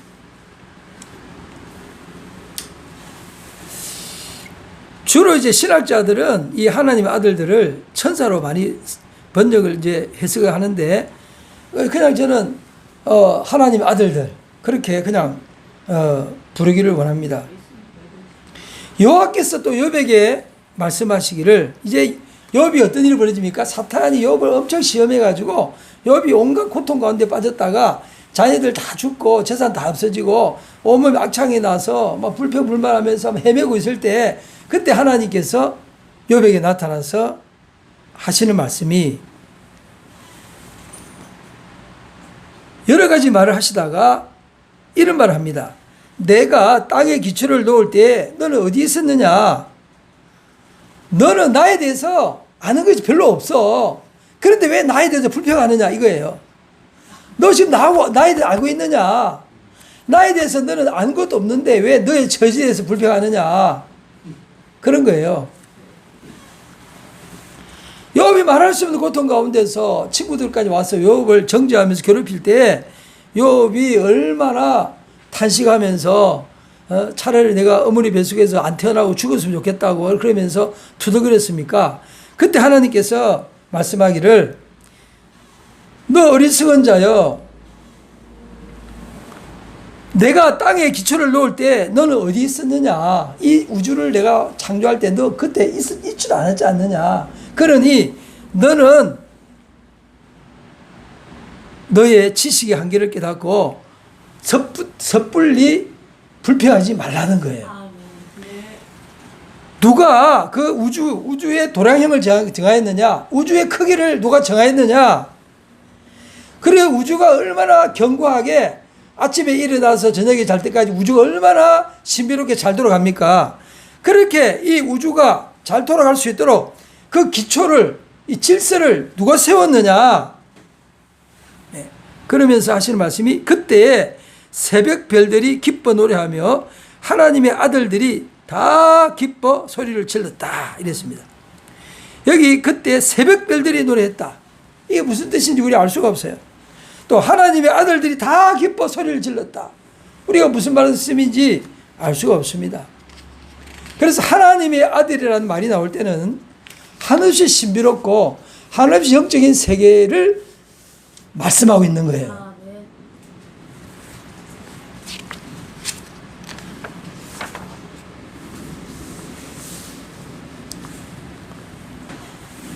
우리가 성경 읽다 보면은 구약의 믿음의 사람들과 선지자들을 만나게 되는데 아브라함은 소돔과 고모라 성의 타락을 보면서 하나님께서 소돔과 고모라 성을 멸하겠다고 하시니까 아브라함은 소돔과 고모라 성에 남아있는 롯을 생각하면서 뭐라고 하늘 앞에 호소를 합니까? 의인 50명이 있어도 멸하겠습니까? 또 의인 45명이 있어도 멸하겠습니까? 의인 40명이 있어도 멸하겠습니까? 의인 30명이 있어도 멸하겠습니까? 의인 20명이 있어도 멸하겠습니까? 의인 10명이 있어도 멸하겠습니까? 그리고는 더 이상 말을 못하고 아브라함은 자기 갈 길을 가게 됩니다. 그리고 하나님의 심판이 결국은 소돔 고모라에 임하면서 소돔 고모라가 지상에서 불심판으로 사라지게 됩니다. 그리고 롯과 그 두 딸만 겨우 살아남게 됩니다. 자, 그때 아브라함이 구한 것은 10명의 의인이었습니다. 그런데 예레미야 선지서에 보면은요, 예레미야는 이스라엘의 타락을 보면서 이스라엘이 이제 망하게 되었습니다. 예레미야 선지자는요, 언제까지 활동했느냐면은 바벨론의 포로로 이스라엘이 잡혀갈 때까지 몇 대의 왕을 거쳐서 예언한 선지자가 예레미야 선지자인데, 예레미야 선지자는 그 시대를 향해서 어떻게 외치냐면은 이렇게 외칩니다. 그러나 이스라엘 자손의 수가 바닷가에 모래같이 되어서 헤아릴 수도 없고 셀 수도 없을 것이고, 전에 그들에게 이르기를 너희는 내 백성이 아니라 한 그곳에서 그들에게 이르기를 너희는 살아계신 하나님의 아들들이라 할 것이라. 예. 이 말씀은 호세아 선지자가 외치는 건데, 호세아 선지자는 수많은 하나님 아들들이 나타날 것을 외치고 있는데, 예레미야는 뭐라고 말하냐면은, 예레미야는요, 이스라엘 중에 하나님을 찾는 사람이 한 명이라도 있으면은 하나님은 이스라엘을 망하지 않을 거다 이랬습니다. 그러니까 하나님의 눈에 이스라엘 백성 중에 한 사람도 하나님을 찾는 사람이 없었더라는 이야기입니다. 그러면은 하나님을 찾는 사람이 한 사람도 없는 중에 호세아 선지자는 하나님의 사람들이 바닷가에 모래같이 일어날 것이라고 예언하고 있습니다. 어떻게 이런 게 가능합니까? 하나님의 세계에 있어서 어떻게 이런 일이 가능합니까? 하나님 보실 때 단 한 사람도 의인이 없는 상황에서 어떻게 이런 일이 가능합니까? 저는 믿기로 오늘 본문에 보면은 예수님께서 하나님의 아들이라고 스스로 자기를 주장했습니다. 쉽게 말하면은요, 이 땅에 하나님의 아들, 하나님이 보실 때도 너는 내 아들이다. 그리고 예수님도 그 가슴 깊은 곳에서부터 하나님 향해서 아버지, 나의 아버지, 또 아버지는 아들에게 나의 아들아 하는 절대적인 하나님 아버지와 아들의 관계가 이 땅에 이루어졌기 때문에 그 아들을 통해서 믿음의 역사가 확산된 줄로 믿습니다. 예.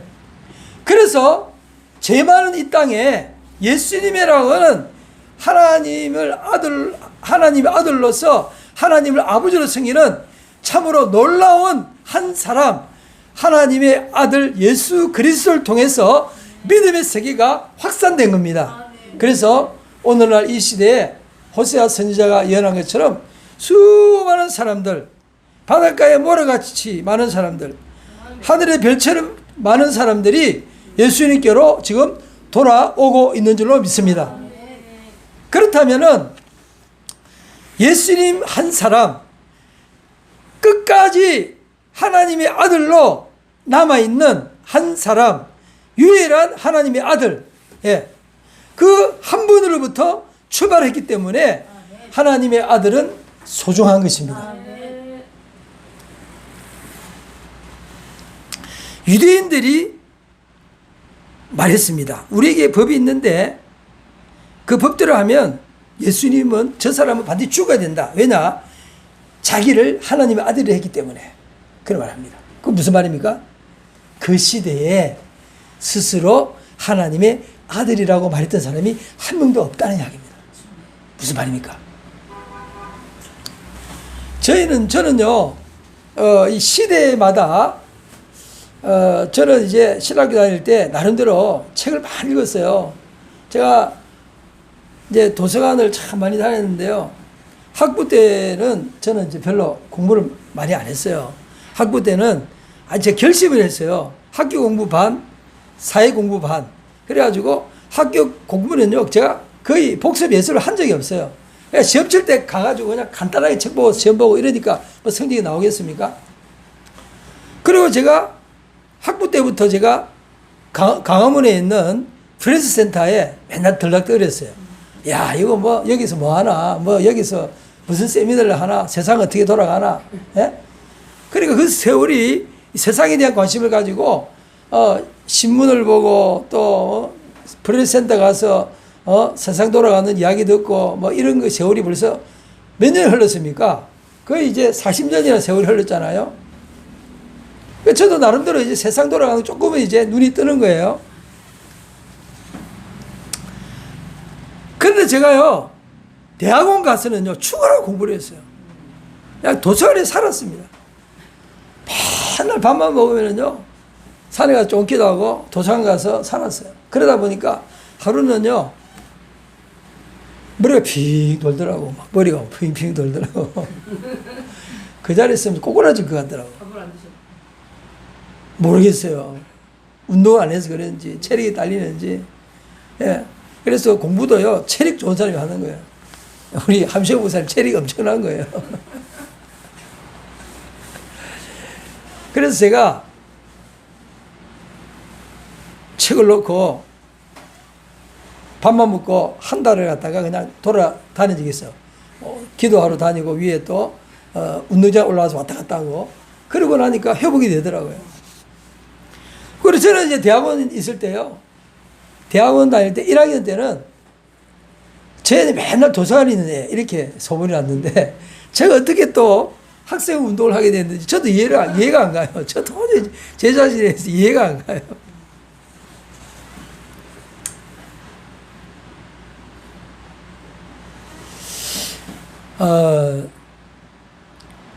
하나님의 아들. 자, 보세요. 하나님의 아들. 이스라엘 백성 중에 하나님의 아들이라고 일컬음 받는 사람이 아무도 없은 거예요. 쉽게 말하면은 수준이 자꾸 떨어져 가지고 제가 한참 열심히 공부할 때 뭐 저는 이제 철학책도 읽고 역사책도 읽고 무슨 막 이것저것 뭐 책을 막 잡다하게 읽었어요. 그런데 그때 아주 옛날에 읽었던 책 중에 프란시스 세이프 책도 제가 좀 읽었는데 거기에 보면은요 인간이 어떻게 타락해 왔는지 타락의 역사를 쓴 책이 있어요. 생각도 타락하고 감정도 타락하고 의지도 타락하고 수준이 자꾸만 떨어지는 거야. 저는요 김동철 목사님을 통해서 북한이라고 하는 새로운 종족이 태어난 것을 알게 되었습니다. 예. 그런데 거꾸로 생각하면은요 우리 대한민국도 똑같은 거예요. 대한민국이라는 희한한 종족이 하나 생긴 거예요. 우리도 몰라요. 우리는 이 속에 살기 때문에 우리 자신을 몰라요. 북한 사람들이 자기를 모르면서 그 속에 사는 것처럼 저는요 상상력을 동원해가지고 김동철 목사님 말한 걸 거꾸로 생각해 봤어요. 우리도 똑같겠다. 우리도 우리 자신이 누군지 모르는 새로운 대한민국 종족이 하나 생긴 거다. 아마 우리는 우리 자신을 모를 거다. 밖에서 우리를 볼 때 우리가 보이지 우리 스스로 우리는 모른다. 제가 이런 생각을 하게 됐어요. 그러면서 제가요 한국에서 일어나는 현상이 뭐예요? 양심이 마비된 현상이 계속 일어나고 있습니다. 예, 양심의 마비가 뭔지 아세요? 부끄러움을 모르는 거예요. 그래서 악을 선하다 그러고 악을 상식화시키고 악을 풍습화시키고 그 풍습된 것을 이제 규례를 만들려 하고 법제화시키려 하는 이와 같은 현상이 대한민국에 일어날 때 이미 대한민국은 대한민국이라는 새로운 종족이 만들어진 거예요. 거꾸로 왜 상상을 못합니까? 북한이 그렇다면 우리도 마찬가지인 거예요. 우리도 또 거꾸로 생각할 수 있는 거예요. 그래서 우리는 우리 삶의 현장에 대해서 나 자신에 대해서 돌아봐야 됩니다.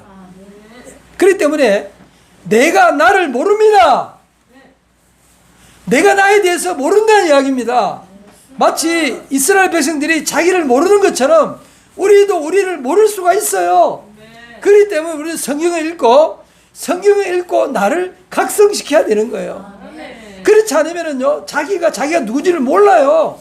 그리고 열심히 사는데 자기를 위해서 사는 거예요. 열심히 자기를 위해 사는데 자기가 누군지도 모르면서 열심히 자기를 위해 사는 거예요. 아주 희한한 그런 일이 벌어지게 되는 겁니다. 이스라엘 백성이 또 그렇게 상이 빠진 겁니다. 이스라엘 백성들이 예수를 향해서 네가 하나님 아들이라 그러니까 죽어야 마땅하다. 그럼 네가 그러면 하나님과 똑같으냐? 하나님과 동등되냐? 그럼 네가 하나님이란 말이냐? 이러면서 예수님을 십자가에 못 박으라고 외칠 때 그때에 이스라엘 백성들의 상황은 어떤 상황이냐? 쉽게 말하면은 구약에 보면은요, 신약에는 하나님의 자녀, 하나님의 아들이란 말이 많이 나오는데 구약에 보면은 하나님의 자녀란 말이 아예 안 나오는 것이 아니라 가끔 나와요. 이스라엘 백성들을 하나님의 자녀라고 하는 말이 가끔 나옵니다. 예? 그렇다면은 이스라엘 백성들은 그 가슴 속에 하나님의 자녀라는 생각을 못 가질 정도로 마음이 부패해졌다는 이야기입니다. 예.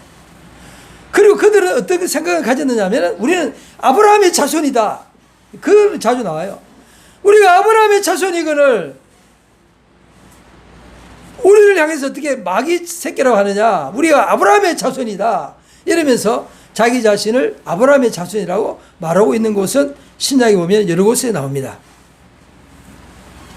그래서 오늘 이스라엘의 자손들이, 유대인들이 예수님을 향해서 하나님의 아들이라 하는 것을 시비를 거는 것은 그들의 마음속에 하나님의 자녀에 대한 의식이 사라졌고 이제 그들의 마음이 화인맞았다는 것입니다.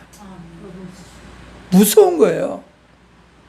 이 지상에서 가장 무서운 게 뭐냐면요, 로마서 1, 2장에 보면 뭐가 나옵니까? 하나님이 인생을 그 상실한 마음대로 버려두셨다 되어 있습니다. 그 상실한 마음대로 버려두는 것이 인간에게 가장 비극이고 비참한 거예요. 그냥 그래 알았다.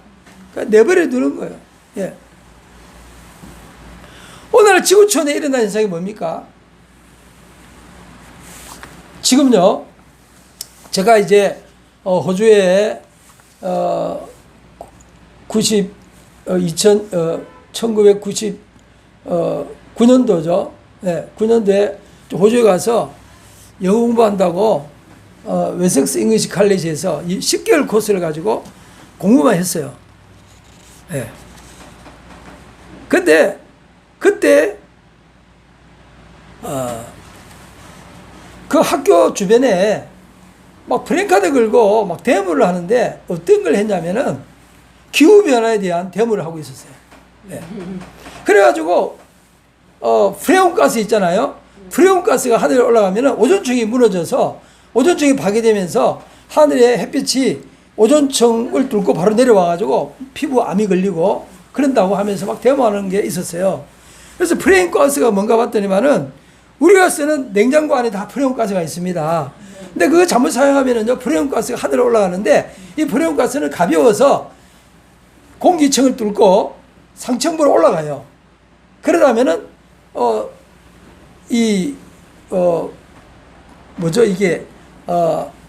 공기층이 있고 공기층 위쪽에 이제 오존층이 있는데 그 오존층을 이 프레온 가스가 파괴를 한다는 겁니다. 그러면서 막 데모를 했어요. 근데 요즘은 프레온 가스 이야기가 없죠. 제가 요즘은 그거 들은 적이 없어요. 근데 그때 왜 그래 난리쳤는지 모르겠어요. 그리고 요즘은 뭐가 주제입니까? CO2. 이산화탄소 절감해야 된다. 이대로 가다가는 지구가 망한다. 그래서 이산화탄소 종말론이 지금 등장했습니다. 이산화탄소 종말론이 맞습니까? 제가 연구를 해보니까요, 지금 지구촌의 기온이 올라가는 게 이 우주에 지금 어떤 변화가 일어나고 있어요. 이제 천문학자들이 글쓴 걸 보니까 우주에 어떤 변화가 일어나는데 이게 우주에 어떤 자장이라고 하는 큰 이제 전자파가 이게 있는데 이 지구와 은하계가 돌면서 이 자장에 가까이 가고 있대요. 그래가지고 지금 지구가 더워진다고 천문학자들이 말하고 있습니다. 그런데 왜 구태여 CO2를 내세우면서 계속 그렇게 말합니까? 그동안에 석유화학공업을 가지고 먹고 살던 부자들이 이제 그 기업의 한계를 느낀 거예요. 그래서 이제 새로운 미래 먹거리를 만들기 위해서 CO2 신화를 만들고 있는 거예요, 지금. 제가 CO2를 가만히 보니까 어떻게 말하느냐. CO2가 많으면 하늘에 올라가서 이게 가린다는 거예요. 가리면은 위에서 내려오는 태양이 비치면은 태양이 땅에 부닥쳐서 땅의 복사열이 하늘로 올라가면서 이 CO2가 막고 있어가지고 열이 밖으로 다 나가야 되는데 이 CO2 때문에 안 나가고 막혀서 다시 땅으로 내려온다는 거예요. 그렇다면은 CO2 때문에 땅에 부닥쳤던 열이 올라가지 못하고 도로 내려온다면은 아예 처음부터 하늘에서 빛이 비칠 때 처음부터 일부분은 CO2에 막혀서 하늘로 올라가야죠, 도로. 근데 내려올 때는 다 내려오고 올라올 때는 왜 못 올라갑니까? 근데 가만히 생각해 보니까 함정이 있는 거예요. 그래서 돈 있는 사람들이 CO2 신화를 만들어서 사람들은요, 이 종말론에 대한 두려움이 있습니다. 종말론은 하나의 종교예요. 그러니까 쉽게 말하면은 돈 많은 사람들이 CO2 종교를 하나 만들어가지고 온 지구촌의 인류를 불안하게 만들어서 새로운 4차 산업 세계를 열려고 하는 거예요. 아멘. 그래서 미래 세계는요, 4차 산업이 끌어갑니다. 왜냐? 돈 많은 사람들이 다 그쪽으로 가기 때문에. 그래서 4차 산업에 뛰어들지 않으면요, 나중에 다 굶어 죽어요. 빨리빨리 눈 떠야 됩니다. 왜 돈은 다 부자들이 가지고 있기 때문에 가난한 사람들은요, 부자들이 흘리는, 그 부스러기 먹고 사는 거예요. 재주가 있어요? 안 그럴 재주가 있습니까?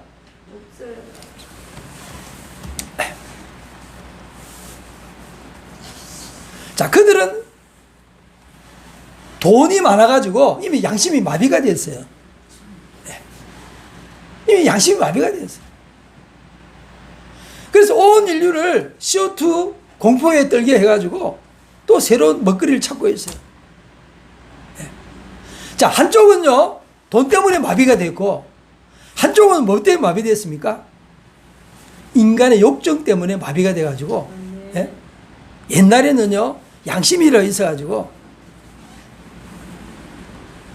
부끄러움이라는 게 있었는데, 지금은요, 부끄러움이라는 자체가 그게 뭔데? 그래 물어보는 거예요.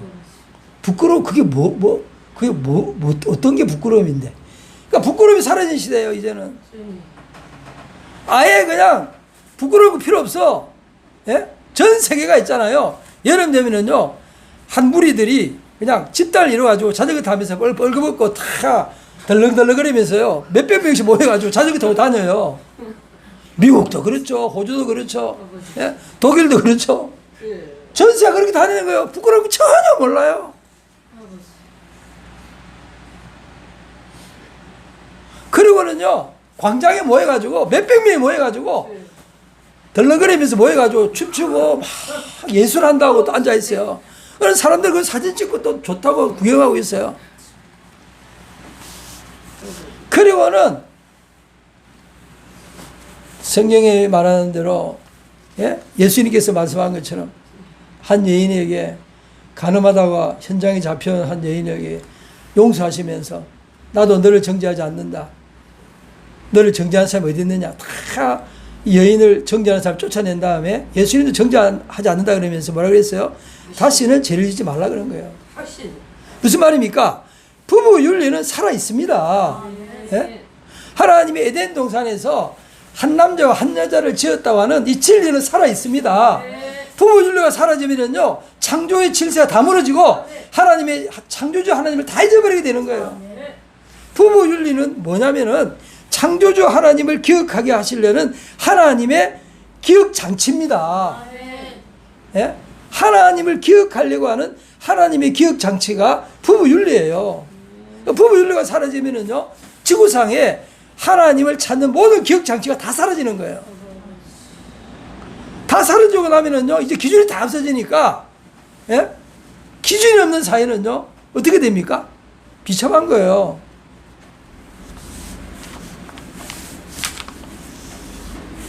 바알신, 아세라신 뭐예요? 바알신, 아세라신 생길 때 어떻게 벌어집니까? 다 윤리가 다 깨지고 다 그러잖아요. 그래서 유대인들이 예수님을 향해서 당신이 하나님의 아들이라면은 신성 모독죄니까 죽어야 된다는 말은 그 시대의 양심이 다 죽었다냐. 그 시대가 화인 맞은 양심이 전부 다가 어느 한 명 깨어있는 사람이 없다는 겁니다.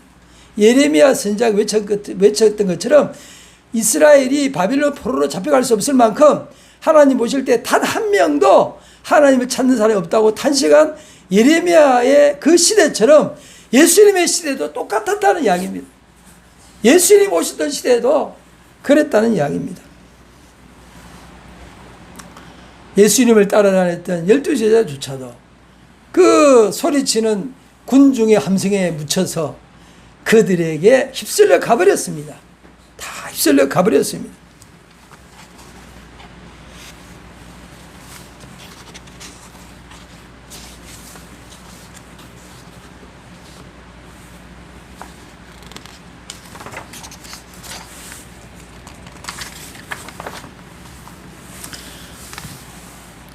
시몬 베드로가 한때 고백했습니다. 주는 그리스도시요 살아계신 하나님의 아들입니다. 그렇게 고백했습니다. 그리고 이 시몬 베드로의 고백을 하나님이 기뻐하셔가지고 예수님이 기뻐하셔서 너는 반석이라 이 반석에 교회를 세우겠다. 그렇게 칭찬받았던 베드로도 군중의 무리에 휩쓸려서 하나님을 떠나고 예수님이 하나님의 아들인 것을 부인하면서 다 떠나갔습니다. 저는 믿습니다. 예수님이 한 사람이 남은 것처럼 오늘 여기 계신 한 사람이 소중한 거예요. 한 사람부터 출발하는 거예요. 예수님 한 분으로부터 믿음의 세계를 다시 여는 것처럼 여기 계신 한 사람으로부터 믿음의 세계를 여는 거예요. 그러니까 한 사람이 소중한 거예요. 지구촌의 모든 사람이 예수님 부인할 때 예수님은 자기를 부인하지 않았습니다. 네? 사단이 와서 네가 하나님 아들이냐? 하나님 아들이면은 너 배고프지? 이 돌을 떡으로 만들어 먹어라. 그럴 때 예수님은 자기를 부인하지 않았습니다. 내가 하나님 아들인데 내가 구태여 그럴 필요 없어. 사탄아 물러가라. 왜 나를 시험하느냐? 내 저 떡을 안 먹어도 나는 하나님 아들이야. 예? 네가 하나님의 아들이면은 저 하늘에서 떨어져 봐라. 성경에 보니까 천사가 받들어준다 그랬는데 내가 하나님의 아들이기 때문에 하늘에서 떨어지고 천사가 받들어줘. 그런 시험 다 필요 없어. 나는 하나님의 아들이야. 예? 예수님은요 이 땅에 사시는 동안에요 온갖 시험과 유혹과 사단의 공격과 인간의 공격 속에서 예수님은 자기 자신이 하나님의 아들로서 이 땅에 오신 것을 외치시고 하나님의 아들이심을 증명하신 줄로 믿습니다. 죽은 지 사흘 만에 부활하심으로써 하나님의 아들임을 증명했습니다. 예? 예수님이 유일하게 하나님의 아들로서 출발하시면서 그 다음에 뭐예요? 요한복음 1장 28절 말씀처럼 영접하는 자 곧 그 아들을 믿는 자들에게는 하나님의 자녀가 되는 권세를 주셨으니 예? 이는 혈통으로나 육종으로 하지 아니하고 하나님께로부터 난 자들이라. 1장 12절. 예, 12절. 맨날 틀리네. 1장 12절.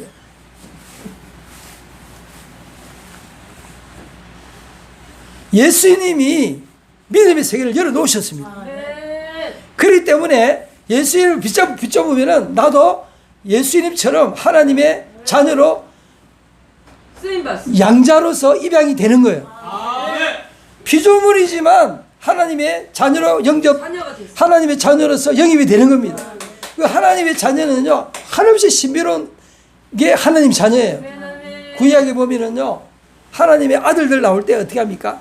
우주가 창조될 때 그때 하나님의 아들들이 노래했다 되어 있는데 그 하나님의 자녀라는 칭호가 우리한테 붙는 거예요. 그때 하나님의 아들과 우리가 다르죠. 다르지만은 칭호는 같아요. 존재의 신비는 다 몰라요. 우리가 어떻게 하나님의 존재의 신비를 다 알 수 있고 하나님 만든 이 우주의 신비를 다 압니까? 우리 다 모릅니다. 그러나 그 호칭을, 동일한 호칭을 우리에게도 붙여준다는 거예요. 우리도 우주를 창조할 때에 하나님의 아들들이 노래했다는 그 하나님의 자녀의 대열에 우리도 넣어준다는 거예요. 우리 하나님의 자녀가 그럴 때는 한없이 영광스럽다는 거예요. 예? 그런데 그 하나님 자녀가 이 지구상에 유일하게 한 분 예수 그리스도로부터 다시 출발했다는 것입니다. 그러므로 한 사람이 소중한 거예요. 내 한 사람이 소중한 거예요. 예. 그래서 이제 참 재밌는 것은요, 시민운동하는 사람들 중에 병모라는 사람이 나타나가지고 개인의 발견 이래가지고 책을 썼는데, 예. 기독교가 인류에게 선물한 것은 개인을 발견시켜 준 거다. 예. 자기는 예수님 잘 안 믿으면서 그 기독교를 옹호를 해요. 예. 그런데요, 기독교는 개인의 발견이면서 동시에 하나님의 자녀들의 공동체입니다. 그렇기 때문에 병모도 지금 밭쪽밖에 모르는 거예요, 지금.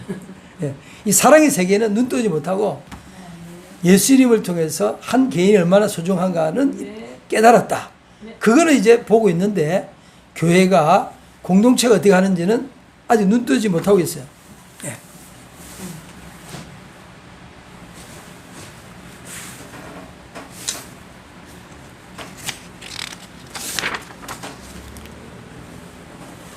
빌라도가 이 말을 듣고 겁이 났습니다. 뭐라고? 저분이 만만치 않던데 내가 예수에게 증언을 했는데 네가 유대인의 왕이냐 하니까 거꾸로 나는 진리를 위해서 왔다. 근데 오히려 재판석에서 빌라도가 죄인이 되어버린 거예요.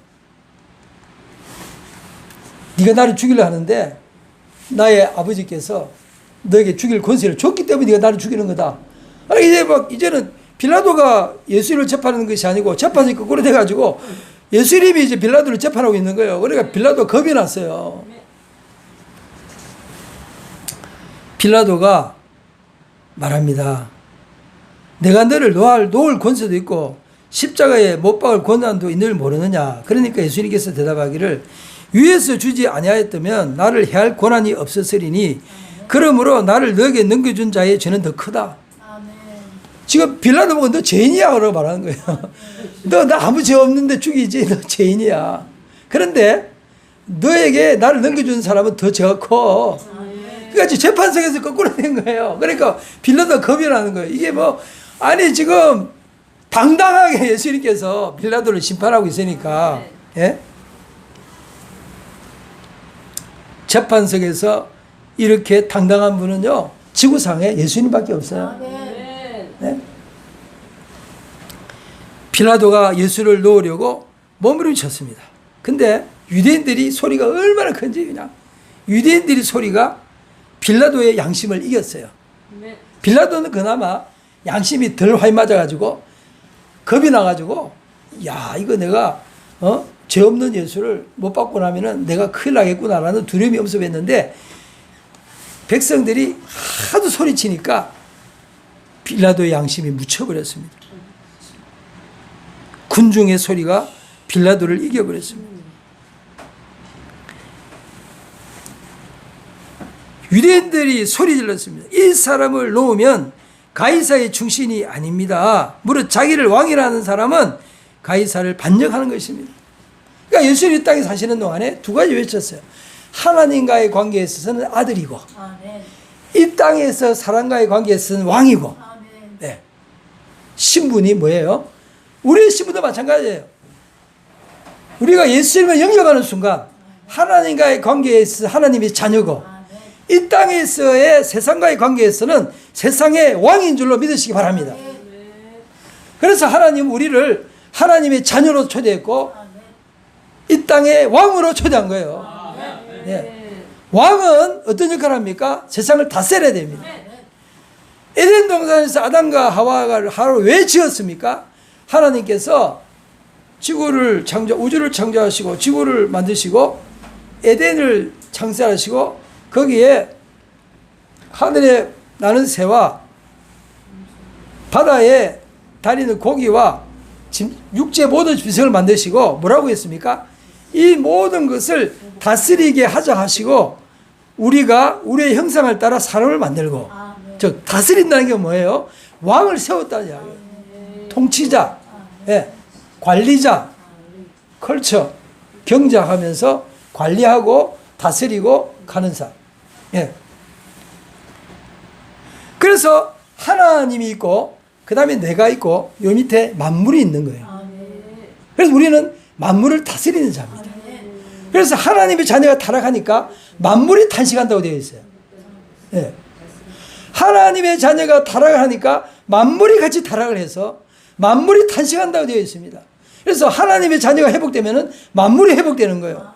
그래서 하나님의 자녀와 만물을 따라다니는데 바울은 하나님의 자녀가 회복되면서 만물이 회복될 마지막 때가 온다고 예언하고 있습니다. 그러므로 예수님을 영접한 우리들은 왕으로서 초대받은 줄로 믿으시기 바랍니다. 구약에 보면은요, 세 가지 직분이 있는데 왕과 제사장과 선지자의 직분이 있습니다. 선지자의 직분이 뭡니까? 왕을 세우는 거예요. 왕이 잘못하면은요, 나라가 어지럽잖아요. 왕이 하나님을 떠나면 나라가 어지럽잖아요.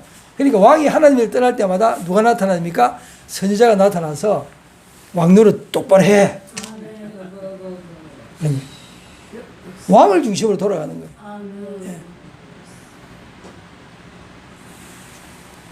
왕이 제사를 드리려고 그러니까 너 죽으려고 제사 드려? 왕은 제사 드릴 자격이 없다. 왜 그렇습니까? 왕은 죄에 대해서 온전하게 각성하는 사람이 아니기 때문에. 그래서 제사장은 뭡니까? 죄를 깨닫게 하고 죄를 각성시키는 사람이에요. 그래서 제사장이 제사 드릴 때 왕이 참여해서 각성하는 거예요. 아, 이게 옳은 거구나. 아, 이게 죄구나. 이게 선이구나. 그래서 제사장도 왕을 각성시켜서 옳고 그름을 구분하게 하고 선악을 구별하게 해서 왕도를 제대로 하게 하는 거예요. 예? 그렇기 때문에 왕을 중심으로 세상은 돌아가는 겁니다.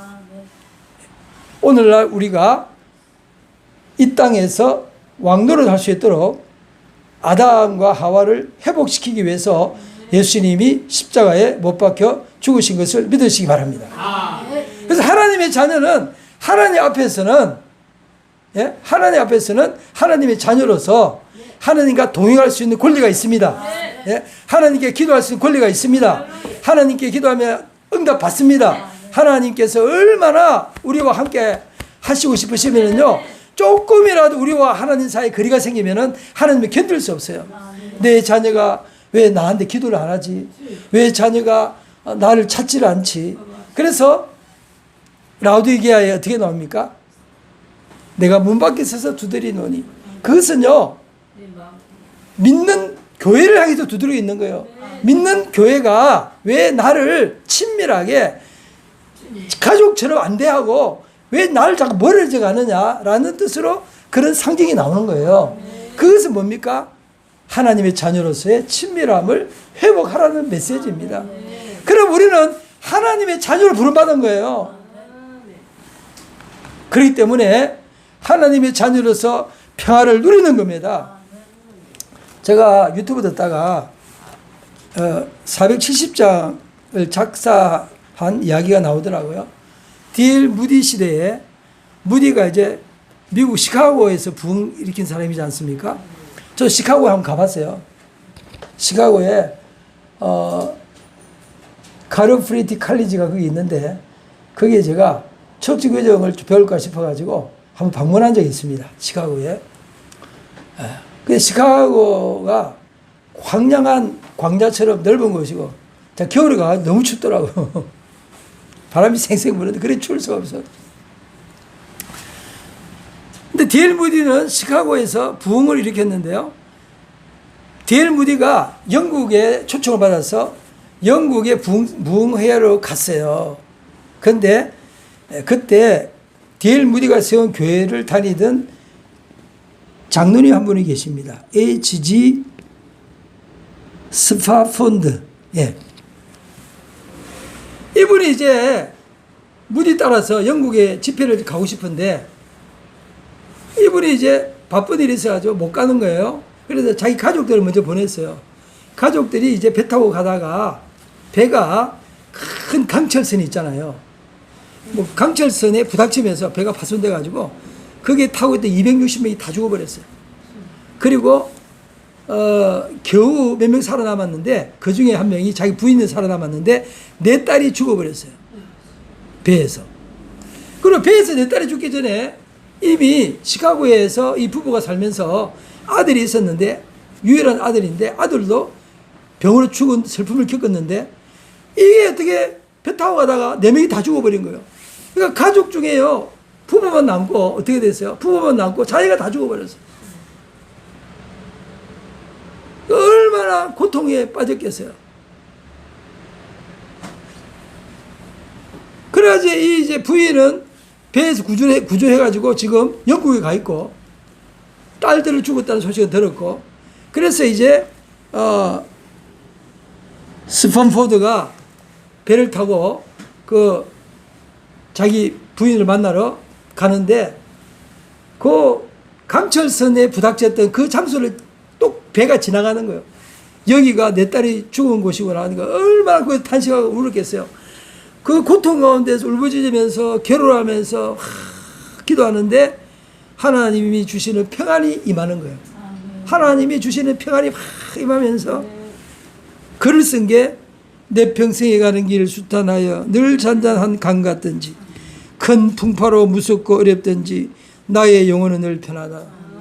이 글을 쓴 거예요. 이 글을 이제 곡을 붙여서 470장이 나왔어요. 하나님의 자녀이기 때문에 하나님이 그 기도를 들으시고 그 마음에 말할 수 없는 평안을 주시는 거예요. 그러므로 그리스도인들은 이 땅에 어떤 일이 벌어져도 우울증에 빠지는 게 아니라 일어나는 거예요. 이 땅에 어떤 일이 벌어지더라도 그리스도인들은 하나님의 자녀로서 하나님이 주는 평강과 긍휼이 있는 거예요. 그래서요, 이분이 이제 영국을 가서 자기 부인을 제외해서 얼마나 울었겠어. 예? 그리고 이 부부는요, 하나님의 큰 은혜를 깨닫고 이슬람 지역으로 들어가서 이슬람 지역에서요, 평생을 이슬람 사람들한테 예수님 사랑을 전하다가 하나님께로 가신 분이에요. 470장. 이따 부르시면 돼요.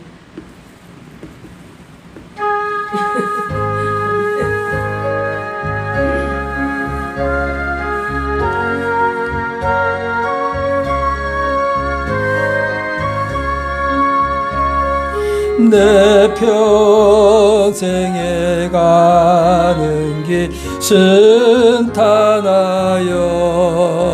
늘 잔잔한 강 같던지 큰 풍파로 무섭고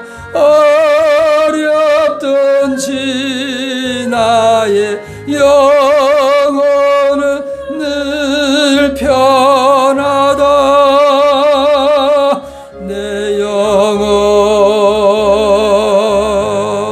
평안해. 내 영혼 평안해.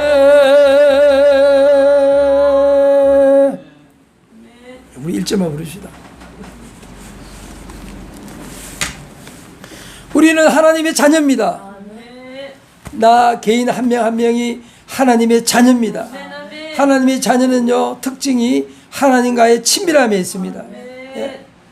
그 하나님과의 친밀함은 자기밖에 몰라요. 어떤데 기도하고 싶습니까? 하나님의 자녀의 증거예요. 내가 예배 드리고 싶습니까? 하나님의 자녀의 증거예요. 예? 어떤 데 잘못하면은 막 마음에 아픔이 옵니까? 하나님의 자녀의 증거예요. 예? 하나님의 자녀의 증거예요.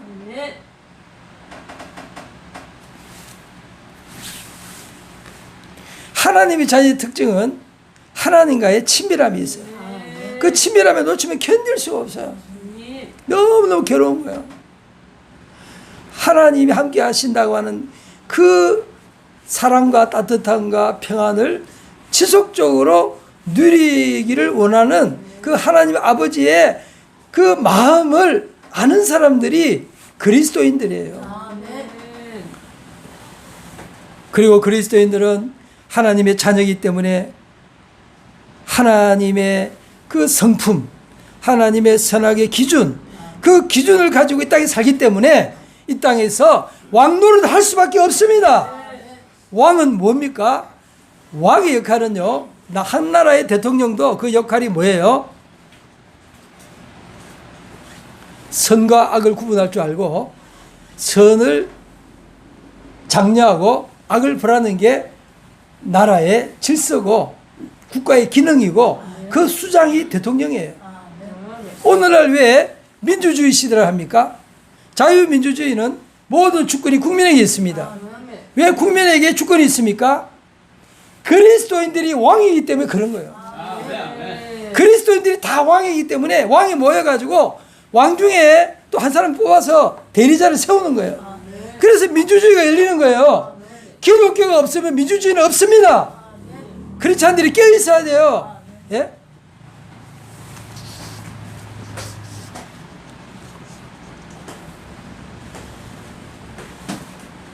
빌라도는 그 군중들의 소리에 묻혀서 예수님을 끌고 밖으로 나갔습니다. 13절에 보면요, 빌라도가 이 말을 듣고 예수를 끌고라고 되어 있습니다.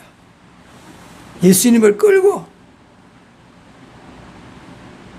죄인이 선인이 되고 선인이 악이 되는 순간입니다. 하나님께서는요, 절대로 선인이 악인이 되게 하고 악인이 선인이 되게 하지 않습니다. 하나님은 반드시 회복시켜 주시는 분인 줄로 믿으시기 바랍니다. 이 땅에서 그리스도인들이 고난받으면은요, 그에 대한 상을 하나님은 반드시 주십니다. 핍박받는 자는 복이 있나니 저희가 하늘에서 상이 큼이라 그랬어요. 예수님의 상은 뭡니까? 예수님의 상은 부활이라고 하는 상을 받으셨어요. 예수님이 부활하심으로써 자기 자신이 하나님 아들인 것을 증명하시고, 이 온 우주의 왕이신 것을 증명하시고, 모든 사람들이 무릎 꿇어야 될 왕인 것을 증명을 하셨습니다.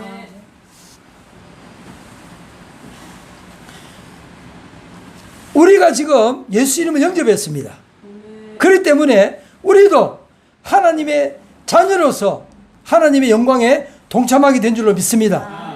하나님의 자녀는 동시에 이 땅에 사는 동안에 깨어있는 사람들이기 때문에 이 땅에서 왕노릇하는 사람들이에요. 그리스도인이 이 땅에 왕노릇하고 있는 줄로 믿으시기 바랍니다. 그리스도인들이 그렇기 때문에 왕을 세우기도 하고 폐하기도 하는 것은 그리스도인의 직책입니다. 기도하겠습니다.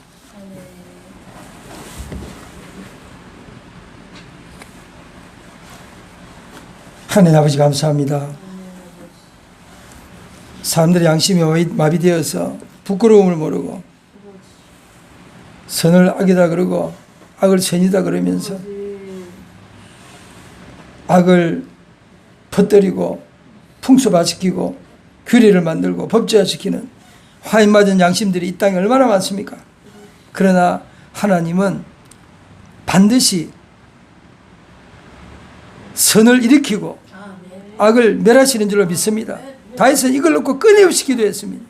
하나님이여, 악인이 망하고 선인이 일어나기를 위해서 다윗 왕은 끊임없이 기도했습니다. 그렇기 때문에 하나님의 자녀로서 이 땅에 왕노릇하는 그리스도인들도 끊임없이 악의 세력이 흥황하지 않도록 기도하며 그리스도인들이 흥황할 수 있도록 기도하면서 이 나라를 하나님 앞으로 이끌어야 될 줄로 믿습니다. 주님께서 역사하여 주시옵소서. 그리고 이 땅에 사는 동안에 하나님의 자녀의 증거들이 많이 나타나게 하시고, 이 땅에 사는 동안에 하나님이 함께 하셔서 기도 응답에 많은 체험들이 있게 하시고, 하나님이 나를 일으켜주시고 세워주시는 많은 일들이 일어나게 하여 주옵소서. 주님께서 오늘도 함께 하심을 믿사옵고 우리 주 예수 그리스도 이름으로 기도하옵나이다. 아멘.